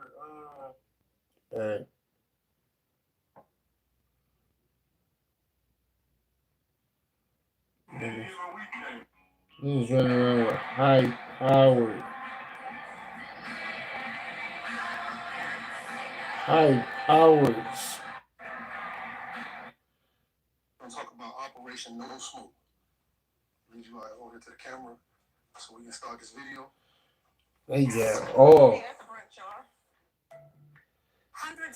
Hey, so if I was a music manager, And I ain't gonna lie, that's why, like, man, them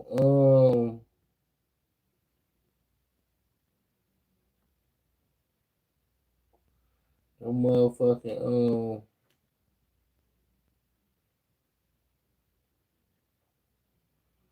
pop-up events and shit like that, bro. That shit is like very risky going to for the same reasons like that, bro. That shit very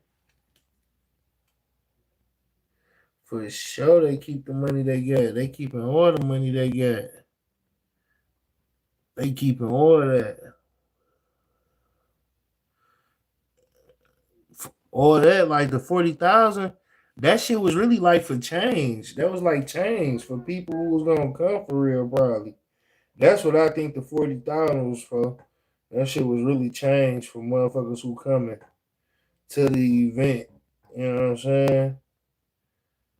And I guarantee most of that got found on the organizer. And I guarantee it wasn't in large bills that was changed. A lot of that was like fives, ones, tens, and shit like that. You know what I'm saying? Nothing over a 20. I guarantee it. Probably the highest denomination on there was a 20.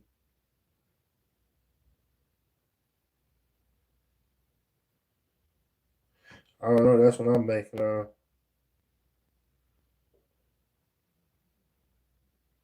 That's what I would be banking on for real, for real.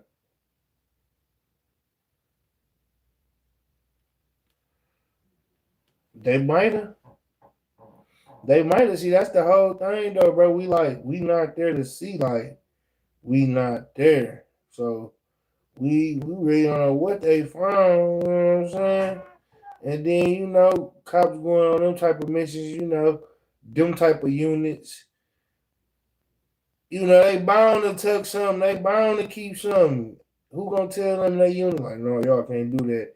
This they unit. This they operation. Nigga, ain't nobody saying nothing. Everybody go home and eat. You know what I'm saying? That still happens. I believe that's and it's on weed. And it's on weed. So it's like, come on, it's on marijuana. So come on. I do believe they probably found more than 100, but that's all that was reported, and that's all that was said that was confiscated. So I mean, that's kind of sketchy. I agree, because that many people only had $30,000 in the building. Okay.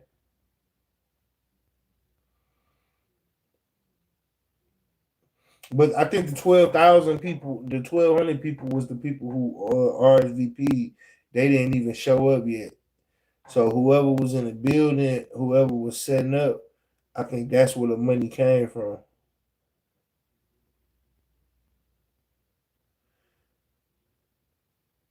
Yeah. So they had whoever was in the building, that's where the money came from. Or the people that was in the building.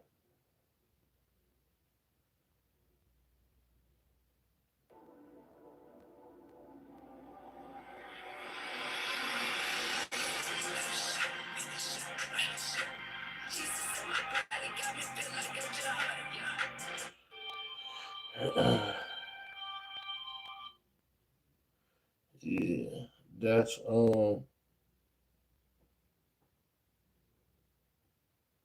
yeah, that's it. So $100. I'm trying to tell you that 40 rack, man. I'm trying to tell you that. I'm trying to tell you, man, that 40,000.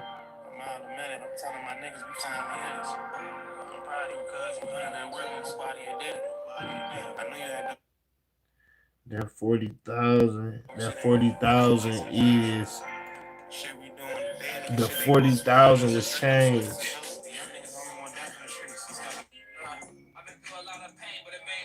Motherfuckers ain't there.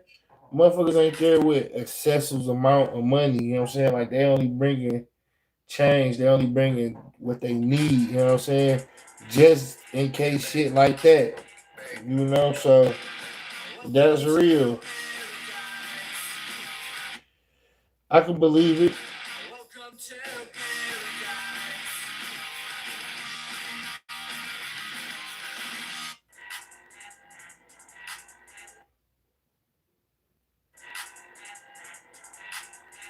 Yeah, I can believe it though.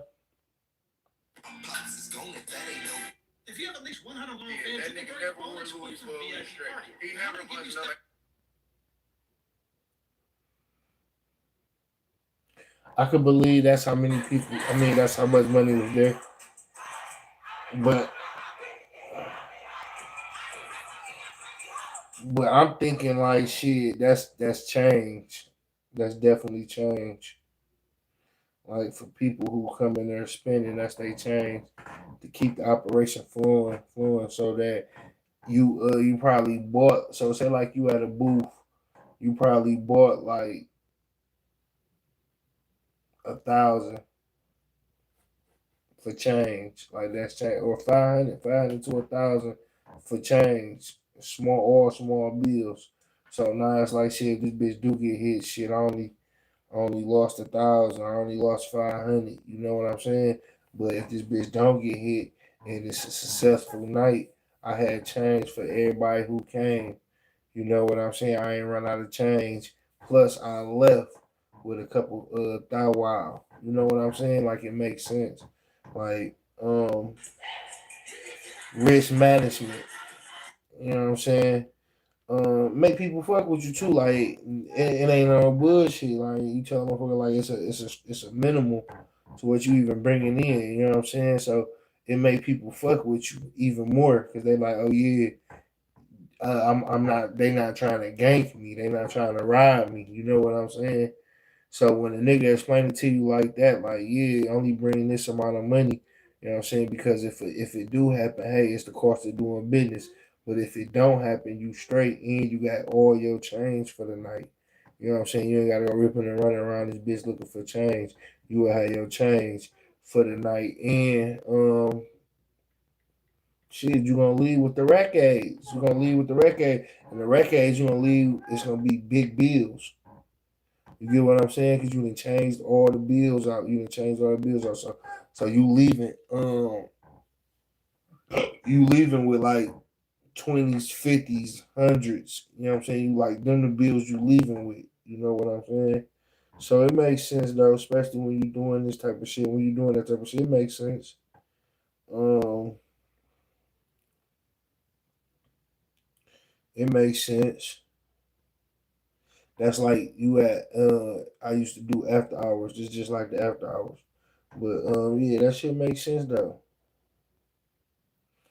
It's not foreign, you know what I'm saying?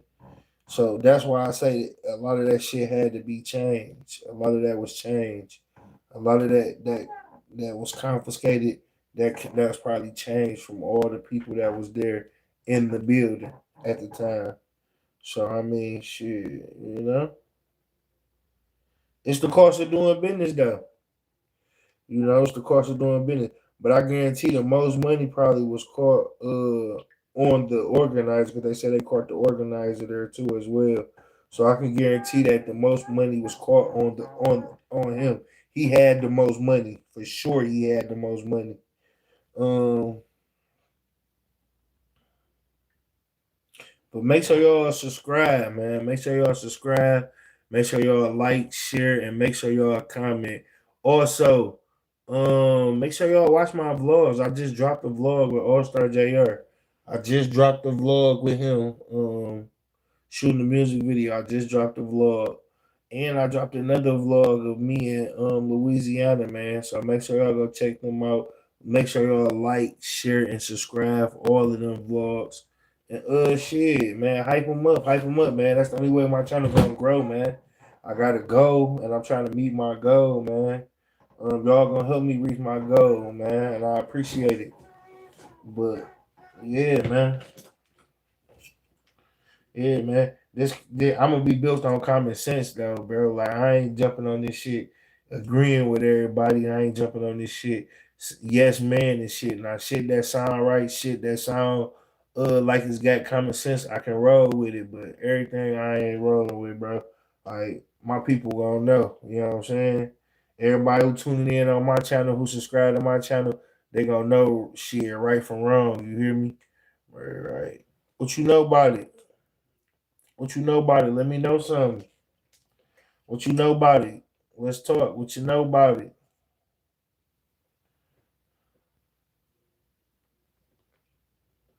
What you know about it? You right though. You moving in the right field.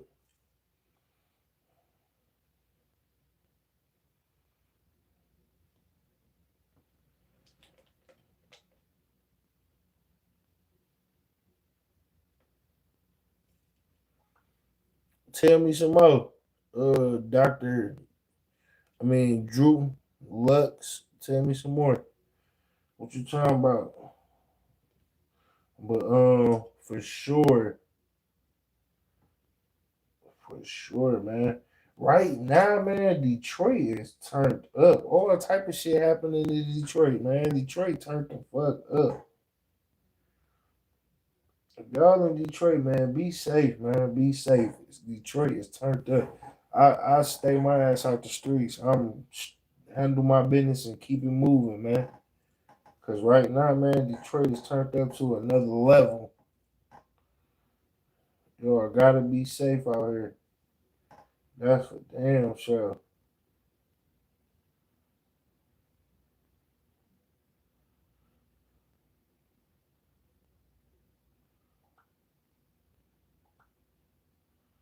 This motherfucker turned up.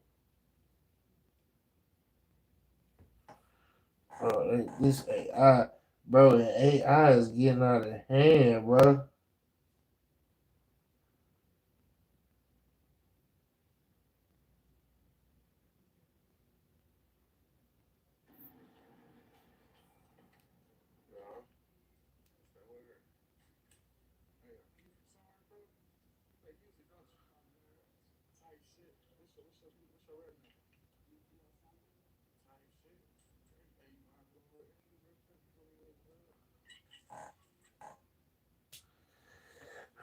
I might start doing that. I might start doing interviews again, like hood interviews and shit, man.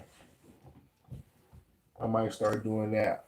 For right now, I just be dropping vlogs and then live streaming, stating my opinion, stating the facts. That's all I do.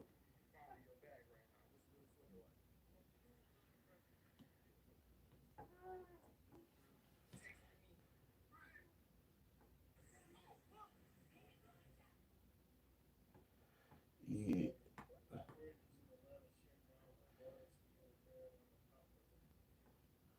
yeah, that makes sense though.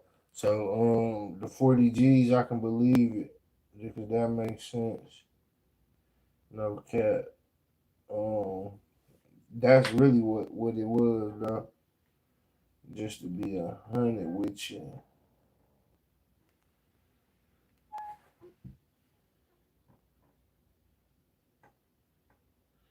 Anything else? It really wasn't that.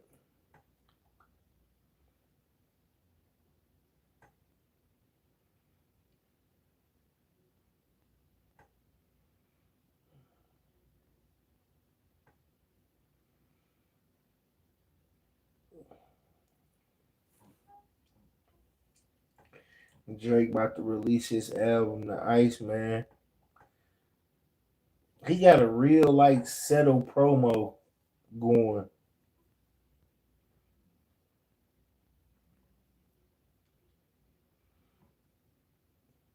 The last pop up I've been to was Bozo Head Stash. They do pretty good pop ups.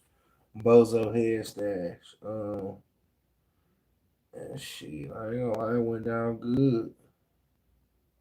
It wasn't no problems, you know what I'm saying? And they had good shit through there. It was the one with Sauce Walker and Baby Money came, the one here in Detroit. Yeah, it was a good one, I ain't gonna lie. Wasn't no bullshit, ain't had to worry about nothing.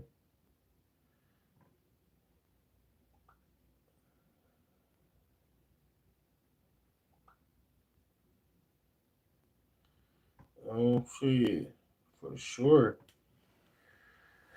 I ain't gonna lie, I like going to them type of pop ups too, cause you network.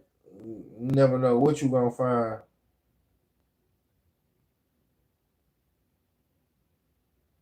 So you come up on something.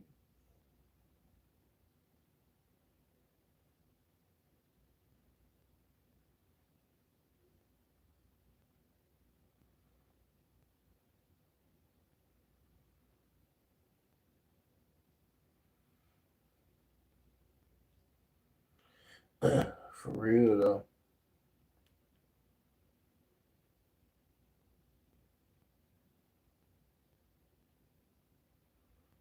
Yeah, that boy shot his hands off. Dead end Ron. I know he the sickest. Like like dead end run, like you got your hand shot off. How you get your hand blamed off? I mean, like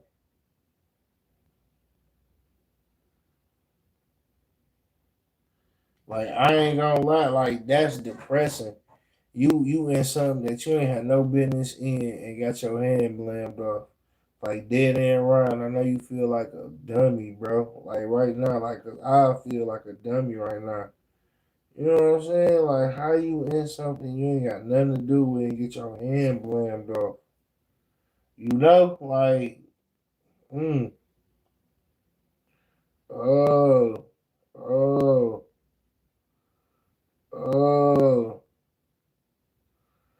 oh, damn,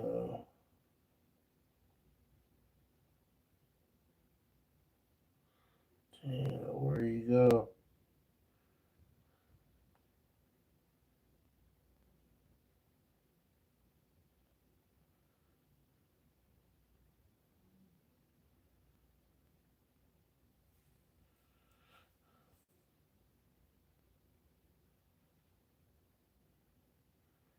Damn, he just uploaded a picture of him. I guess wiping himself. I mean, a video. I'm about to get it. Hold on.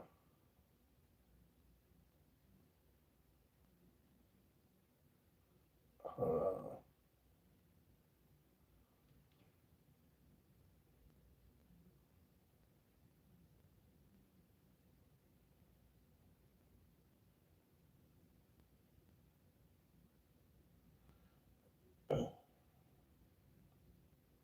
Hold on, I'm about to show y'all Ben 10.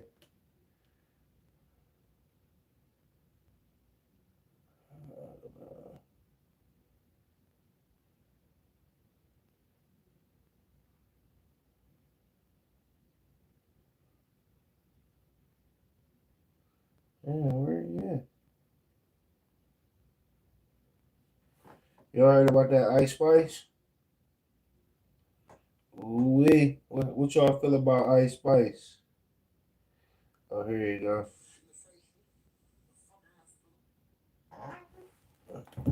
There you go. What y'all feel about that Ice Spice? We gonna get on that in a minute.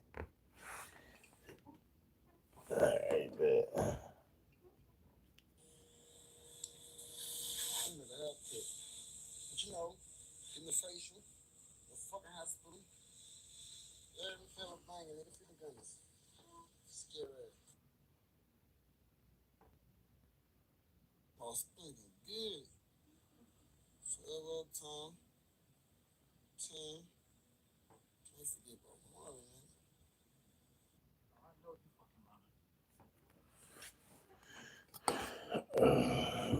So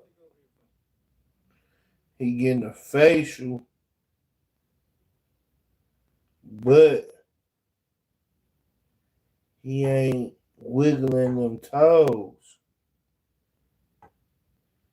But he getting a facial.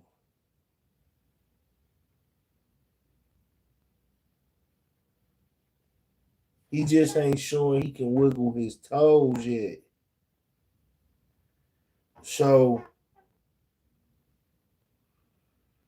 I'm gonna just keep it a bean. I feel that the rumors is going around that he's paralyzed. I think it's real.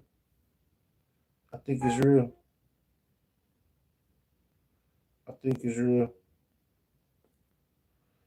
I ain't gonna even lie. I think it's real. I can't sit here and keep saying like it ain't. I think it is. I think that is real. Um,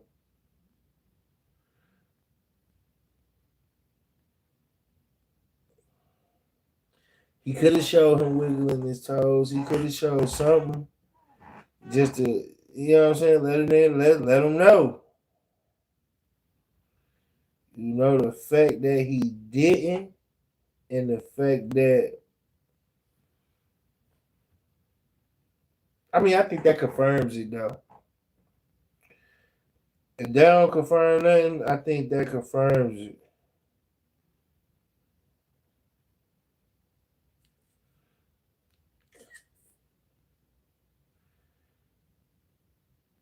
He had 1,000 things he could have showed. He chose to show that, so I think that confirmed his positioning on what it is.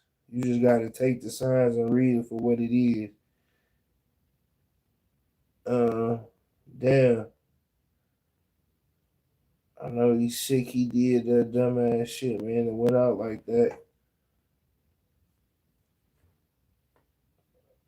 I know he's sick. Oh, damn, this Rocky bad fighting.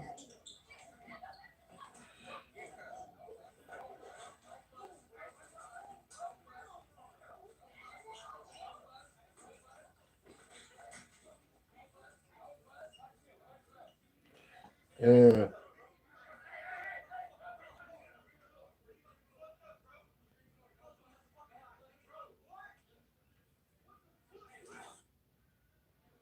Damn, they did them dirty.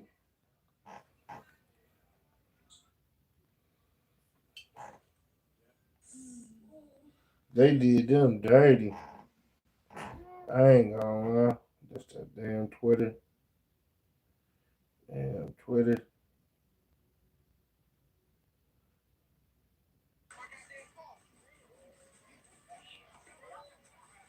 Damn, is that Drewski? No, that ain't Drewski.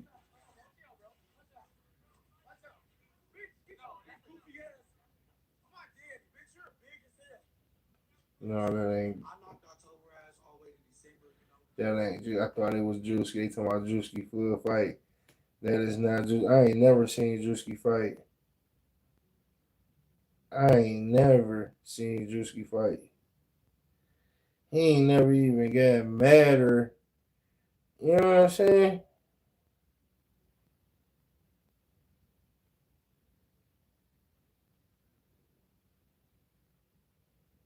I ain't never seen him do that.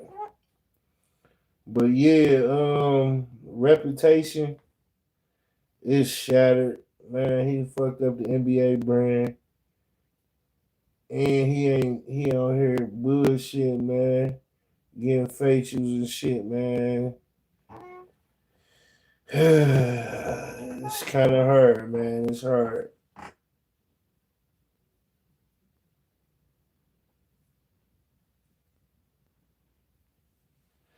You know what I'm saying? You wanted it to not be true, but it looked like it's true.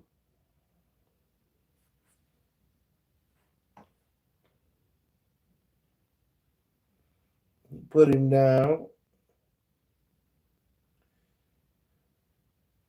That boy paraplegic, man, y'all. And that's fucked up. He made bad decisions.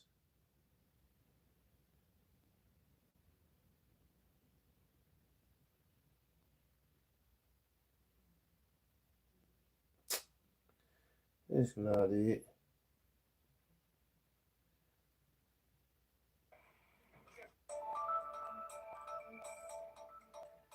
Yeah, that's not Gucci.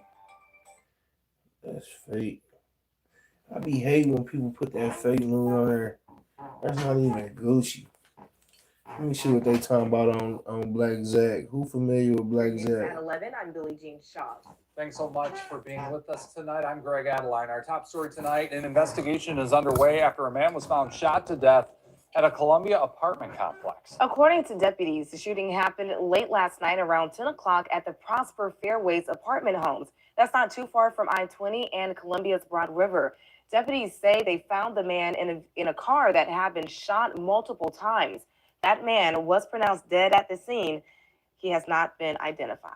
That murder that happened was one that basically is the one that tied all of this up. But let me tell you something. Zachary Chapman, even though I called him Zach Brown in my other video, bruh, I ain't gonna hold you. This one right here might be the one where it's gonna sound horrible, but bruh, his ass is done. If what they say is true, man, Black Zach Black, cuz. Thank you. Zachary Chapman, a.k.a. Black Zach. You might hear me say Zach Black, too. I'm just gonna put that out there. Y'all see this right here, Black Zach, but I might say Zach Black. The grand jury for the District of Southern Carolina charges at all times relevant to this indictment that they try to run their little stuff. Introduction: Dirty Money Entertainment Enterprise. Dirty Money Entertainment (DME) was a violent gang based in the District of South Carolina that engaged in acts of murder, drug trafficking, robberies, and other criminal activity from a time known but no later than June 2020 until the date of this indictment. Members and associates of Dirty Money Entertainment often wore jewelry and clothing that bore the organization's initials, DME, or the logo of the organization, a circular medallion with a $sign in the middle, accompanied by a marijuana leaf on top. Dirty Money Entertainment, including its leaders, members, and associates, constituted an enterprise as defined by Title 18 United States Code Section 19614. That is a group of individuals associated, in fact, that engaged in and the activities of which affected interstate and foreign commerce. The enterprise. The enterprise constituted an ongoing organization whose members function as a continuing unit for a common purpose of achieving the objectives of the enterprise. Zachary Chapman was the founder and leader of DME. As the leader, Chapman directed all DME activities, but he occasionally delegated authority to other members and associates to perform certain tasks. DME operated out of Columbia, South Carolina, from a series of homes owned by Zachary Chapman and others. The gang based many of its operations out of a house located in Blythewood, South Carolina. The enterprise used airports in South Carolina, Georgia, North Carolina, and California to conduct its drug trafficking operations. Some members and associates of DME also were associated with various Crip sets and sometimes used symbols and language that corresponded with the Crips. Examples included incorporating the term on Crip and the sum of their communication with DME members and refusing to write the letters CK because they believe it stands for Crip Killer. Instead, members and associates substituted CC for CK in their writing and communication. Members and associates of the enterprise had loosely defined roles as couriers, drivers, drug dealers, weapon suppliers, organizers, and enforcers. Members and associates of DME wore medallions, clothing, and tattoos to demonstrate their affiliation with the enterprise. Members and associates of DME often incorporated the term make sure y'all like, share, their street name and subscribe, man. We're gonna break this down next. Members and associates of DME often included the number 48 in lyrics to music they recorded on clothing, and jewelry they wore to represent the 48 area in Columbia, South Carolina, which encompasses 5 neighborhoods: Starlight, Bluff Estates, Eastway Park, Arthurtown, and Washington Park, where numerous members and associates of the enterprise were from. DME had a set of rules to maintain discipline and ensure criminal acts committed on behalf of the enterprise were executed properly.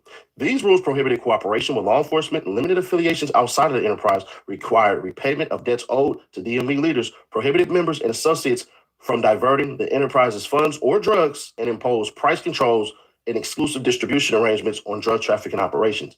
Members and associates of DME retaliated against individuals who they perceived to have disrespected or threatened the enterprise's standing reputation or drug trafficking operations. Members and associates of DME were expected to commit criminal acts on behalf of the enterprise. The commission of criminal acts, particularly violent acts directed at rivals, increased the respect accorded to members and associates of DME. Conversely, if a member or associate declined to commit criminal acts or failed to retaliate when the enterprise was disrespected, that member or associate would lose respect or otherwise be punished. Purpose of the enterprise. The purpose of DME enterprise included, but were not limited to, the following: enriching members and associates of the enterprise through drug trafficking and robbery, committing crimes of violence to promote and enhance the reputation of the enterprise and to keep rival gang members in fear of the enterprise, providing protection and assistance to members and associates who committed crimes on behalf of the enterprise, and hindering, obstructing, and preventing law enforcement from identifying, apprehending, and prosecuting participants in the enterprise's criminal activity. Means and methods of the enterprise. Among the means and methods by which members and associates of DME conducted and participated in the conduct of their affairs of the enterprise included, but were not limited to, the following: members and associates generated income by agreeing to and engaging in illegal activities under the protection of the enterprise, including drug trafficking, robbery, and other illegal activities. Members of the enterprise acquired, shared, carried, and used firearms for protection and to commit crimes including retaliatory acts of violence towards those they perceived had disrespected the enterprise. Members and associates committed violent crimes to promote and enhance the reputation of the enterprise and to keep rival gang members in fear of the enterprise. Members and associates acquired vehicles to commit and facilitate other crimes, including providing transportation to and from crimes, and members and associates of the enterprise used coded language and other means of communication to avoid detection and apprehension by law enforcement authorities. The racketeering conspiracy. Beginning on the date unknown, but since at least in or about June 2020 and continuing until the date of the indictment in the District of South Carolina and elsewhere, Zachary Chapman is blurred out, a couple names because, some cases I'm telling, and other known and unknown to the grand jury, persons employed by and associated with Dirty Money Entertainment. An enterprise engaged in and the activities of which affected interstate and foreign commerce did unlawfully and knowingly combine, conspire, confederate, and agree with each other to violate Title 18 United States Code Section 1962C, that is, to conduct or participate directly and indirectly in the conduct of the affairs of the enterprise through a pattern of racketeering activity, as defined in Title 18 United States Code Section 1961 1 and 5, which pattern of racketeering activity consisted of multiple acts involving murder, chargeable under South Carolina Code, robbery, chargeable under South Carolina Code, multiple acts indicatable under Title 18 United States Code Section 1958 relating to the use of interstate commerce facilities in the commission of murder for hire, Title 18 United States Code Section 1951 relating to interference with commerce, robbery, and extortion, and multiple offenses involving drug trafficking and violation of Title 21 United States Code Section 841 and 846. It was further a part of the conspiracy that each defendant agreed that a conspirator will commit at least 2 acts of racketeering activity in the conduct of the affairs of the enterprise, overt acts. And further to the conspiracy and to effect the object, therefore, the defendants and others known and unknown to the grand jury committed and caused to be committed the following acts, among others, in the District of South Carolina and elsewhere, beginning at the date unknown, but no later than in or about June 2020 and continuing up and through, including the date of this indictment. Members and associates of the enterprise, including Zachary Chapman, co-conspirator 1, and others, both known and unknown to the grand jury, conspired to traffic marijuana to raise funds on behalf of DME. From in or about June 2020 until on or about the date of this indictment, co-conspirator 1 and others known and unknown to the grand jury transported large amounts of cash from Columbia, South Carolina to Los Angeles, California for the purpose of purchasing quantities of marijuana on behalf of DME. On or about June 8, 2020, co-conspirator 1 attempted to transport approximately $18,000 in cash from Charlotte, North Carolina to Los Angeles, California to buy marijuana on behalf of DME. On or about August 5, 2020, co-conspirator 1 possessed with intent to distribute a quantity of marijuana. On or about September 3, 2021, notified Zachary Chapman and that is his diamond encrusted DME medallion representing his affiliation with DME had been stolen by CW, a member of a rival gang known as Rack Living. On or about September 3rd, 2021, members and associates of DME, including Zachary Chapman, co-conspirator 1, and others known and unknown to the grand jury, met to discuss the theft of DME medallion and to plan retaliation for the theft. On or about September 3rd, 2021, Zachary Chapman directed and others known and unknown to the grand jury to carry out a drive-by shooting at CW. On or before September 3rd, 2021, co-conspirator 1 gave blank 1 or more firearms on behalf of Zachary Chapman. God damn, bruh. On or about September 3rd, 2021, Zachary Chapman ordered co-conspirator 2 to provide firearms for use in the drive-by shooting of CW to blank and an individual unknown to the grand jury. My bad, y'all. On or about September 3rd, 2021, Blank gave a firearm to another DME member to commit the drive-by shooting in CW. On or about September 3rd, 2021, and others unknown and known to the grand jury armed themselves with multiple firearms and obtained a vehicle to commit the drive-by shooting in CW. On or about September 3rd, 2021, and others known and unknown to the grand jury drove to a location where the group believes CW was present. We're just gonna stop saying on or about September 3rd because it's just kind of getting lame here. So co-conspirator 1 provided simultaneous information and updates about the drive-by shooting of Zachary Chapman. They committed the drive-by shooting, targeted CW members of Rack Living, and shot his driver in the arm during the drive-by shooting. And others known and unknown to the grand jury abandoned multiple firearms and fled the scene of the drive-by shooting. What? On or about September 8th, 2021, co-conspirator 1 and others known and unknown to the grand jury transported approximately $30,000 in cash from Columbia, South Carolina to Los Angeles, California for the purpose of purchasing quantities of marijuana for DME as directed by Zachary Chapman. On or about September 9th, 2021, Black Zach was going Blank crazy. were ordered by Chapman to retrieve the stolen DME medallion I remember from Black CW, Zach. who was staying at a local hotel. On or about September 9th, 2021, armed themselves with multiple firearms, obtained a vehicle, and drove to CW's location. So when they slid the first time, and they didn't get him, they shot his driver. Okay. On or about September 9th, 2021, Blank identified CW's location as they approached CW, fired multiple rounds until his gun jammed. On or about September 9th, 2021, Zachary Chapman kicked Blank out of DME because Blank failed to kill CW. Oh, wow. In or about September 2021, Zachary Chapman ordered a hit on and offered a bounty for the killing of CW. So they were supposed to slide, didn't kill him, shot his driver up, slid again, shot the person up, and then somebody got kicked out because his gun jammed. Niggas is cold, bruh. On or about September 22nd, 2021, Zachary Chapman sent Blank to meet with Blank. In or about September or early October 2021, Blank coordinated with an associate to find someone outside Columbia, South Carolina to commit the murder of for Zachary Chapman in exchange for monetary compensation. In or about October 2021, the associate conveyed the offer from Zachary Chapman and Blank to Blank, who agreed to kill CW in exchange for monetary compensation. So that's, y'all see that,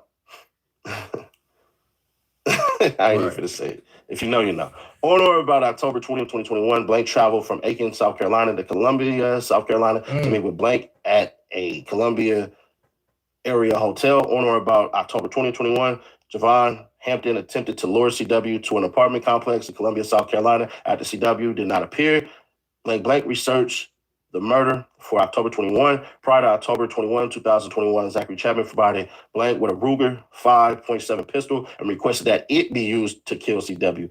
Damn, cuz. On or about October 21, 2021, exchanged coded text messages with an associate about the plan to murder CW. Hamilton gave the authorization for Blank to murder CW. On or about October 21st, 2021, traveled to Aiken, South Carolina to an apartment complex in Columbia, South Carolina to murder CW. On or about October 21, 2021, approximately 10:30 p.m. ET, Blank shot CW multiple times at close range, leaving him dead in a parking lot. Damn. Blank received a report that Blank had murdered CW. Blank traveled to the Columbia area hotel to meet Blank. Blank paid Blank thousands of dollars in cash and gave Glover the Ruger 5.7 pistol that Zachary Chapman had previously provided. Blank disposed of the 9mm pistol used in the murder. So from on or about October 21st, 2021 to on or about October 22nd, 2021, Zachary Chapman and Blank exchanged calls and coded text messages after news reports of CW's murder began to circulate. Blank attempted to delete his text messages with CW. Zachary Chapman attempted to delete messages with Blank regarding the murder. Blank was paid additional compensation for the murder of CW by Blank. So conspirator 1, knowingly, intentionally, and unlawfully possessed with the intent to distribute a quantity of marijuana. Co-conspirator 1, intentionally, so I probably should say the dates. So November 24th, 2021, co-conspirator 1 knowingly, intentionally, and unlawfully possessed with the intent to distribute a quantity of marijuana. On or about January 12, 2022, Blank followed a marijuana trafficker from Greenville, Spartanburg International Airport to a nearby gas station. Once there, Blank robbed the marijuana trafficker at gunpoint and stole multiple suitcases containing the marijuana. On or about January 12, 2022, Zachary Chapman told Blank that the trafficker they robbed was a gang member and directed them to return the marijuana. On or about January 13, 2022, Zachary Chapman negotiated the return of a portion of the stolen marijuana to the owner. I ain't gonna lie, that's cool, bro. Like, shit, you don't want to go to war, but I'm gonna have to tax a little bit, bro, because we did catch you slipping. On or about January 14, 2022, Blank made a payment to the victim of the robbery. Real nigga shit. On or about January 25th, 2022, Blank and another DME member drove to Greenville, Spartanburg International Airport, don masked, and attempted to rob 4 individuals who were trafficking approximately 50 pounds of marijuana. Blank and the other DME member exchanged gunfire with the drug traffickers. Yeah, because we ain't going unless you're ready to get. Yeah. On or about January 25th, 2022, Blank called Zachary Chapman to report the shootout. Chapman then directed Blank and other DME members to come to his home. Wow. On or about January 25th, 2022, Blank and other DME members drove to Zachary Chapman's house in Blythewood, South Carolina. On or about January 25th, 2022, Zachary Chapman directed Blank and other DME members to destroy and dispose of evidence from the shooting at the airport. On or about July 20th, 2022, Blank transported a large quantity of marijuana left from Los Angeles, California to Columbia, South Carolina, directed by Zachary Chapman. On or about August 8th, 2022, Blank transported a large quantity of marijuana from Los Angeles, California, to Columbia, South Carolina, directed by Zachary Chapman. On or about August 18th, 2022, Blank and other members and associates of DME transported a large quantity of marijuana from Los Angeles, California to Columbia, South Carolina, as directed by Zachary Chapman. On or about September 1st, 2022, Blank transported a large quantity of marijuana from Los Angeles to Columbia, South Carolina, as directed by Zachary Chapman. On or about September 21st, 2022, Blank and other members and associates of DME transported a large quantity of marijuana from Los Angeles to California to Columbia, South Carolina, as directed by Zachary Chapman. And Cuz over here buying about a boatload. On or about September 29, 2022, members and associates of DME transported a large quantity of marijuana from Los Angeles, California to Columbia, South Carolina, as directed by Zachary Chapman. On or about October 12, 2022, Blank transported a large quantity of marijuana from Los Angeles, California to Columbia, South Carolina, as directed by Zachary Chapman. So he got a real live snitch in his crew, bro. Man. On or about November 9th, 2022, Blank transported a large quantity of marijuana from Los Angeles to Columbia, South Carolina, as directed by Zachary Chapman. On or about November 16th, 2022, members and associates of the DME, of DME, transported a large quantity of marijuana from Los Angeles to Columbia, South Carolina, as directed by Zachary Chapman. On or about December 2nd, 2022, members and associates of DME transported a large quantity of marijuana from Los Angeles, California to Columbia, South Carolina, as directed by Zachary Chapman. On or about January 3rd, 2023, Blank transported a large quantity of marijuana from LA to Columbia, directed by Zachary Chapman, special sentencing factor, as a part of his agreement to conduct and participate in the conduct of the affairs of the DME enterprise through a pattern of racketeering activity. Zachary Chapman committed the following act on or about October 21st, 2021. In the District of Columbia, Zachary Chapman did knowingly and intentionally kill CW with malice of forethought and did aid and abet the same in violation of. Oh yeah, Black Zach going crazy. Fair use. Copyright disclaimer under Section 107 of the Copyright Act of 1976. Allowance is made for fair use for purposes such as criticism, comment, news reporting, teaching, scholarship, education, and research. Fair use is a use permitted by copyright statutes that might otherwise be infringing. Black Zach if you're a fan of eerie tales, then you need to watch this. From ghostly whispers in Charleston's alleys to the elusive lizard man of Scape or Swamp, we uncover the creepiest myths and legends of South Carolina. Subscribe now and explore the secrets that lie beneath. Pull up, serve a nigga in the cyber way. Nigga, fuck that talking, you gon' shop away. I'm scared of the lizard, man. The lizard, man. I'm scared of that, man.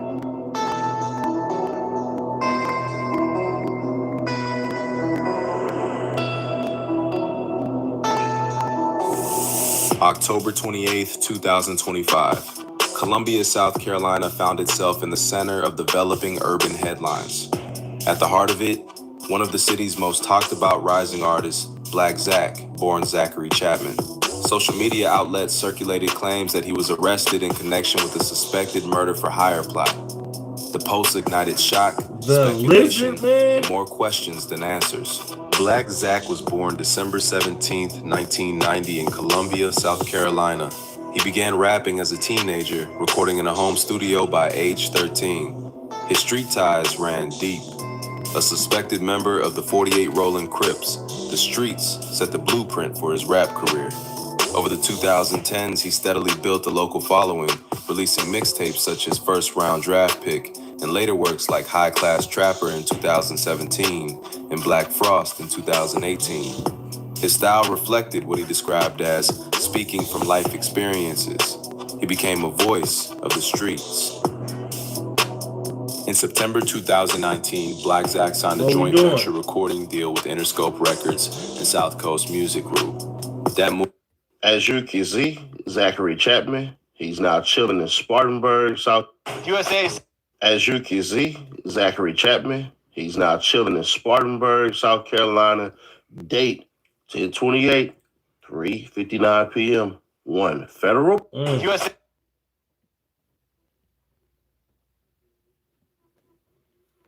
Nigga on camera, run off on the plug, new work, new channel. Blow a nigga down, lights out like a candle. What's up, True Team? It's your girl, Mickey. Man, the feds got Black Zach.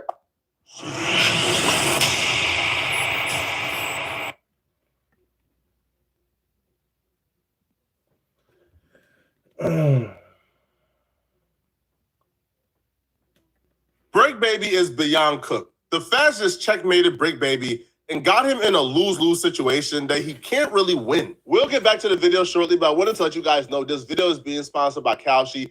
Kalshi is an app where you can make money predicting current events. I put money on what the weather is going to be every day on Kalshi. I check the weather app when I wake up. And really all I do is I look at what the highest temperature is going to be for the day. Then I go on Kalshi and place a prediction on what I think the highest temperature is going to be for the day. I'll say probably 7 out of 10 times my weather prediction hits. Sometimes it doesn't hit. But if you want to get paid by predicting weather on a daily basis, you can do so on Kalshi by clicking the link in my description and downloading the app and using code FLACO to get $10 on your first deposit. Break Baby was initially arrested during Operation Drawdown. That's the operation that's seen Big U get indicted, Loose Cannon get indicted. Now, Break Baby was never involved or included in the Big U RICO that Loose Cannon and other neighborhood 60s were. The grand jury returned a multiple count indictment on Break Baby. The first count was being in possession of spent shell casings that he shot in a public parking lot in July 12th of 2022. He was still in possession of the shell casings. The second count that hit Break Baby with was being in possession of firearms and ammunition as a felon. Now, they listed a bunch of things they found at Break Baby house. I'm not gonna go through every single one of them. But when you go down the list and actually read what they discover at Break Baby's house, the list would make you think that this was a raid they did in Baghdad or something, bro. I didn't know that civilians walked around with ammunition like this and guns like this. It was crazy. Now, Break Baby realized fairly shortly they got a lot on me, and they worked out a plea deal. Now, when the plea deal was announced, it was very hopeful to a lot of people who was behind the scenes who care for Break Baby, because it was presented to us based on his plea deal. Break Baby would essentially get about 5 years, probably be home in about 2 years. So apparently he's going to find out how long he gets next month. So likely what's going to happen is he's accepted this plea. He's accepted the conditions that are in there that are basically breaking down the potential maximum guidelines. He's probably now going to have to file for bail, and he's going to await his sentencing. But hopefully, we've been waiting for this for a long time, and I'm glad that we're not seeing any more serious, crazy charges. It's looking like all that he's really faced on this situation is these guns and ammunition. And you know, frankly, I'm gassed that we're not seeing any violence. We're not seeing any other more serious allegations in there, especially considering how serious a lot of the allegations were surrounding this whole Big U case with the whole Rolling 60s RICO. It was looking very serious. So to me, this is looking like it's pretty healthy, and hopefully we're going to be seeing Brick back outside very soon, man, because, you know what I mean, it's, right now it's firearms, it's ammunition, you know, nobody's getting hurt. The feds was probably watching this laughing their butt off, man, because at this time, nobody, even Break Baby, didn't know the feds just pulled a fast one on him. And what he thought he was going to get was nowhere close to what the feds planned on trying to get him. Now, Break Baby will find out when he went to his next court date to talk about what his sentence was going to be. And it was at this court date he found out the feds was trying to give him 115 months minimum. So Brick filed a motion like, yo, they tricked me. Yo, they trying to give me 115 months. What are y'all doing? And the motion that Brick filed says, yo, the government has now abandoned the framework entirely. The framework that I thought I was going to get sentenced under, they completely abandoned it. They tricked me. Now, Break Baby and his lawyers would say in its sentencing memorandum filed December 5th, 2025, the government adopted probation's calculation of a total offense level of 23 and a guideline range of 92 to 115 months. That's roughly double what Break Baby was led to believe he faced when he agreed to plead guilty. Break Baby then files a motion, and he says, listen, they tricked me. This is not cool. I want another judge to sentence me, or I want to abandon this plea deal and I want to take it to trial. And the prosecution and the state said, oh, really?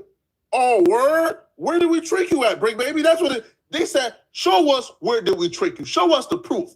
Brick said, I got the proof. I got the evidence. I kept the receipts of where y'all tricked me at. They said, show it to us then. Show us where we tricked you. And they sat back and they said, Give him an extension of the deadline. We want to see where we tricked him at. Damn. So Brick Baby and his attorney gathered up the paperwork and they brought it to court and they said, Your Honor, here is the email. Here's the documents. The first piece of evidence they provided to the court was this email. Now, before Brick Baby accepted the plea deal, his attorney reached out to get an understanding of what they'll be pushing for and what type of time he can expect. Because, obviously that plays a factor in whether or not he's going to accept the plea deal or not.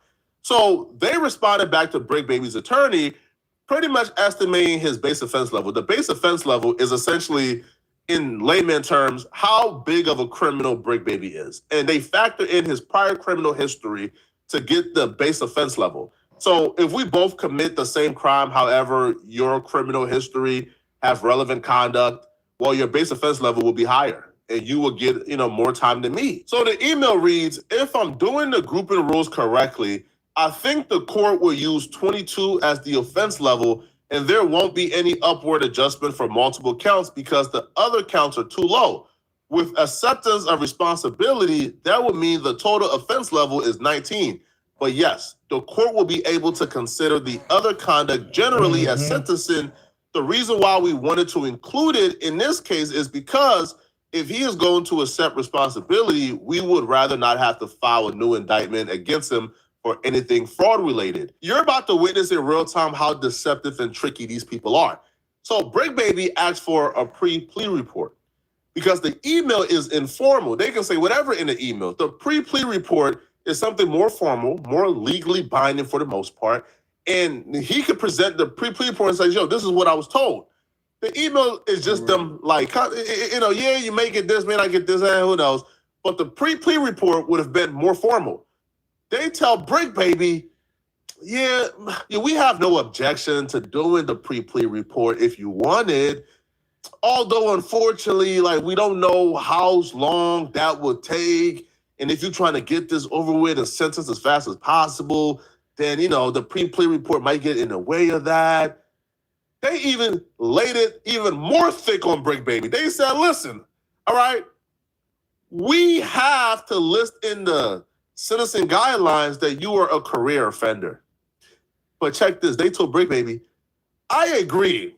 I don't think he's a career offender. We just have to include that in the plea agreement so that he's advised his guidelines theoretically could defer in that situation, right? It could, theoretically change, but everything can theoretically change. That's just mumbo jumbo. It means nothing. Don't even worry about it. Nobody thinks Brick Baby is a career offender.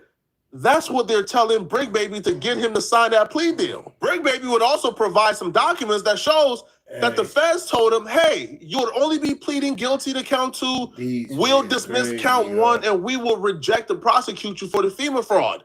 Brick says, y'all told me y'all will dismiss the other 2 charges, but I show up to court and you guys is bringing that up. What, what's going on here? Y'all tricked me.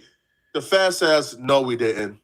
Did you read your plea agreement? Did you read it? No? Okay. Let's go through it. So the Feds just responded back to Brick Baby today. Damn. They responded back with their response. And they essentially laid out how they tricked Brick Baby into accepting a plea deal that he had no idea he was accepting. Brick Baby was expecting to be classified as a Category 19 criminal for layman terms because the average person don't know what a BOL or a PSR is. So Brick Baby thought that because of his plea deal, he'll be categorized as a Category 19 criminal. How did he get 19? Well, the base level offense, right? The base offense level would be 20. The enhancements for having multiple firearms as a felon will be +2. You get to 22. You take away 3 for accepting the plea deal and taking accountability and responsibility. So they take away 3, and that's how you get 19.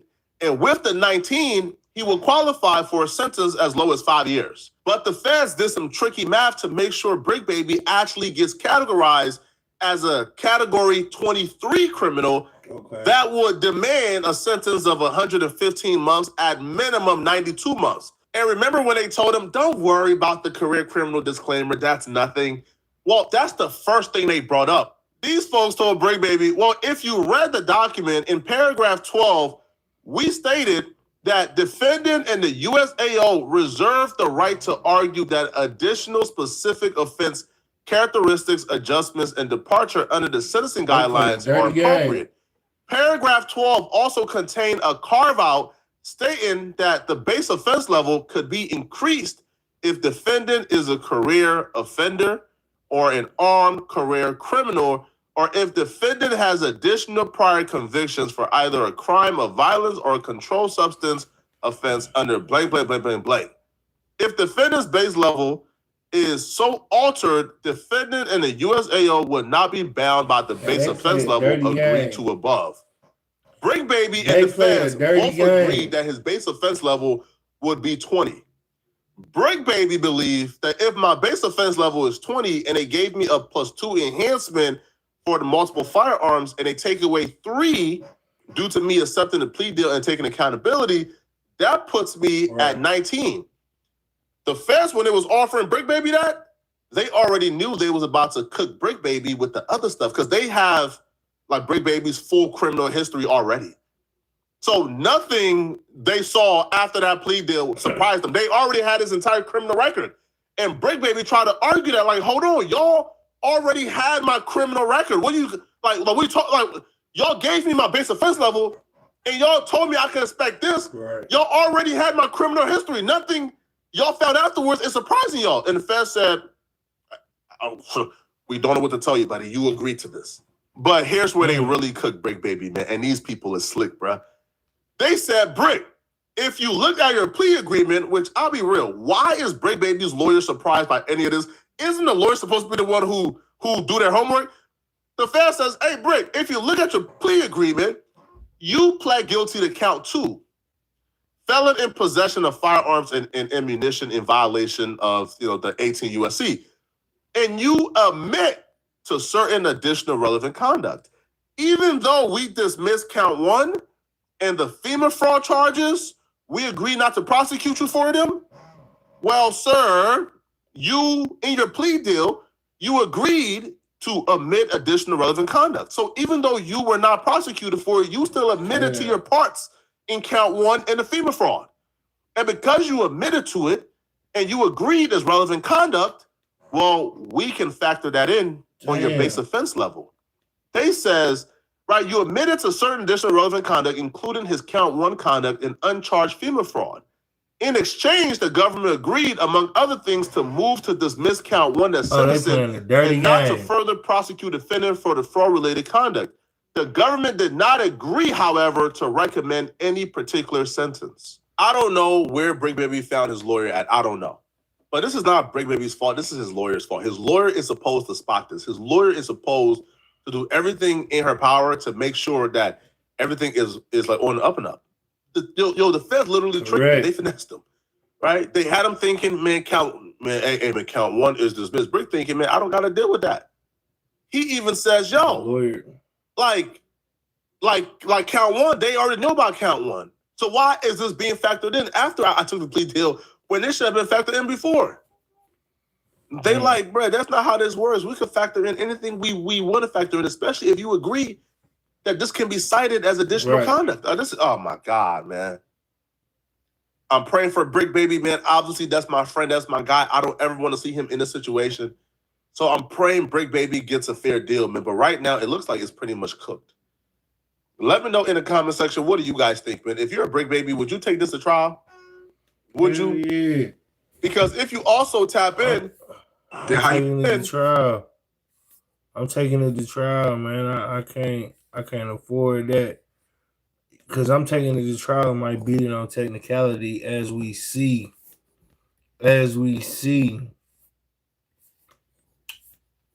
You might could beat that on a technicality. You know what I'm saying? So, yeah, I'm taking that to trial, man. I got to take that to trial. Brick Baby, you got to take that to trial. Try to beat that on a technicality.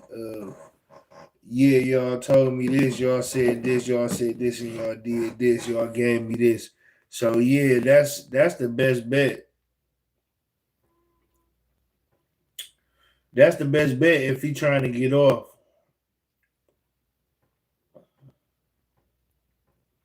Make them motherfuckers fumble the bag. They hate to fumble the bag. They gonna still give him something though.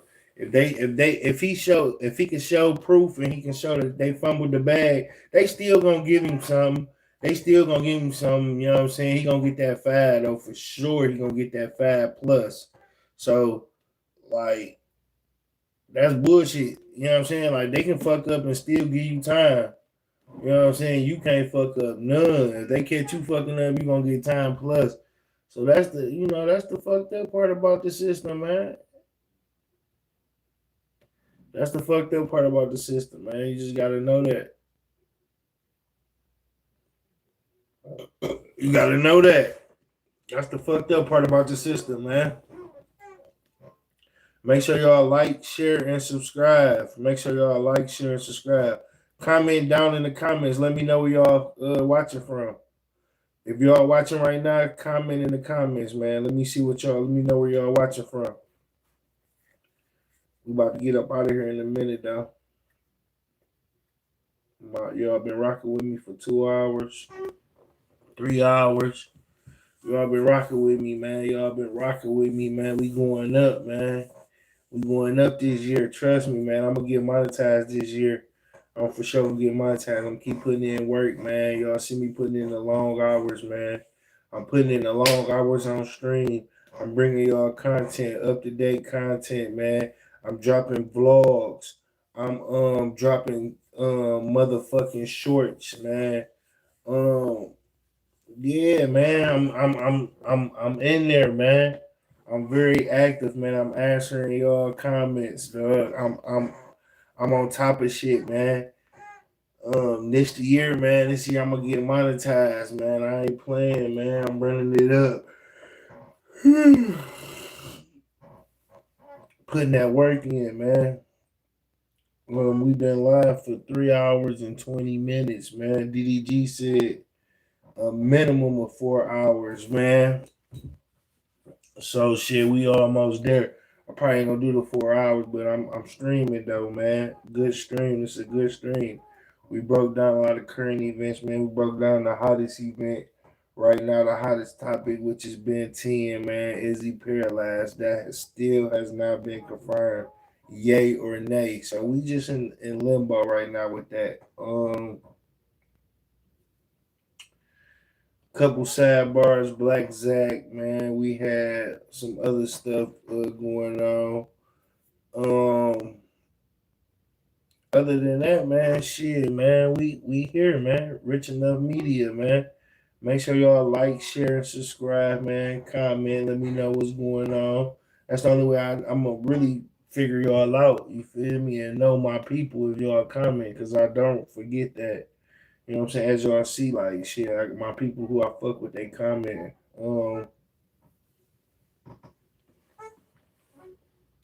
Yeah, man, I might turn it up, man. I might take it in, man. Go get some bum buns or something, man. Shit, you hear me? It's Rich Enough, man. Tomorrow, man, I'm gonna be streaming, man. I'm gonna come back tomorrow, find some interesting shit to stream about. If we have some developments, if Ben 10 can wiggle his toes, yeah, we're gonna have that update. Period. You know what I'm saying? Shit, man, I'm trying to hurry up and get monetized so I can do this motherfucking IRL, man. I know y'all want to see me do an IRL, man, the fire ass IRL. Help me get monetized. Like, share, and subscribe so I can do this fire ass IRL, man. And put us back on the map. And also, for your chance to win, man, let's go. I need clippers. Clip, like, share, and subscribe. And go ahead and watch some content and get the clip and remixing my content, man. This is going out to the highest remixer, whoever remixed the most content of mine, man. This is going out to them free of charge. All I'm paying, I'm gonna pay for shipping and everything to your front door. So whoever remixed the most of my content, man, clippers, let's get to it. Let's get to it, man. That'll be yours. DJI Pocket 2 creator combo. Everything you need to go live, right out the box and do what I'm doing.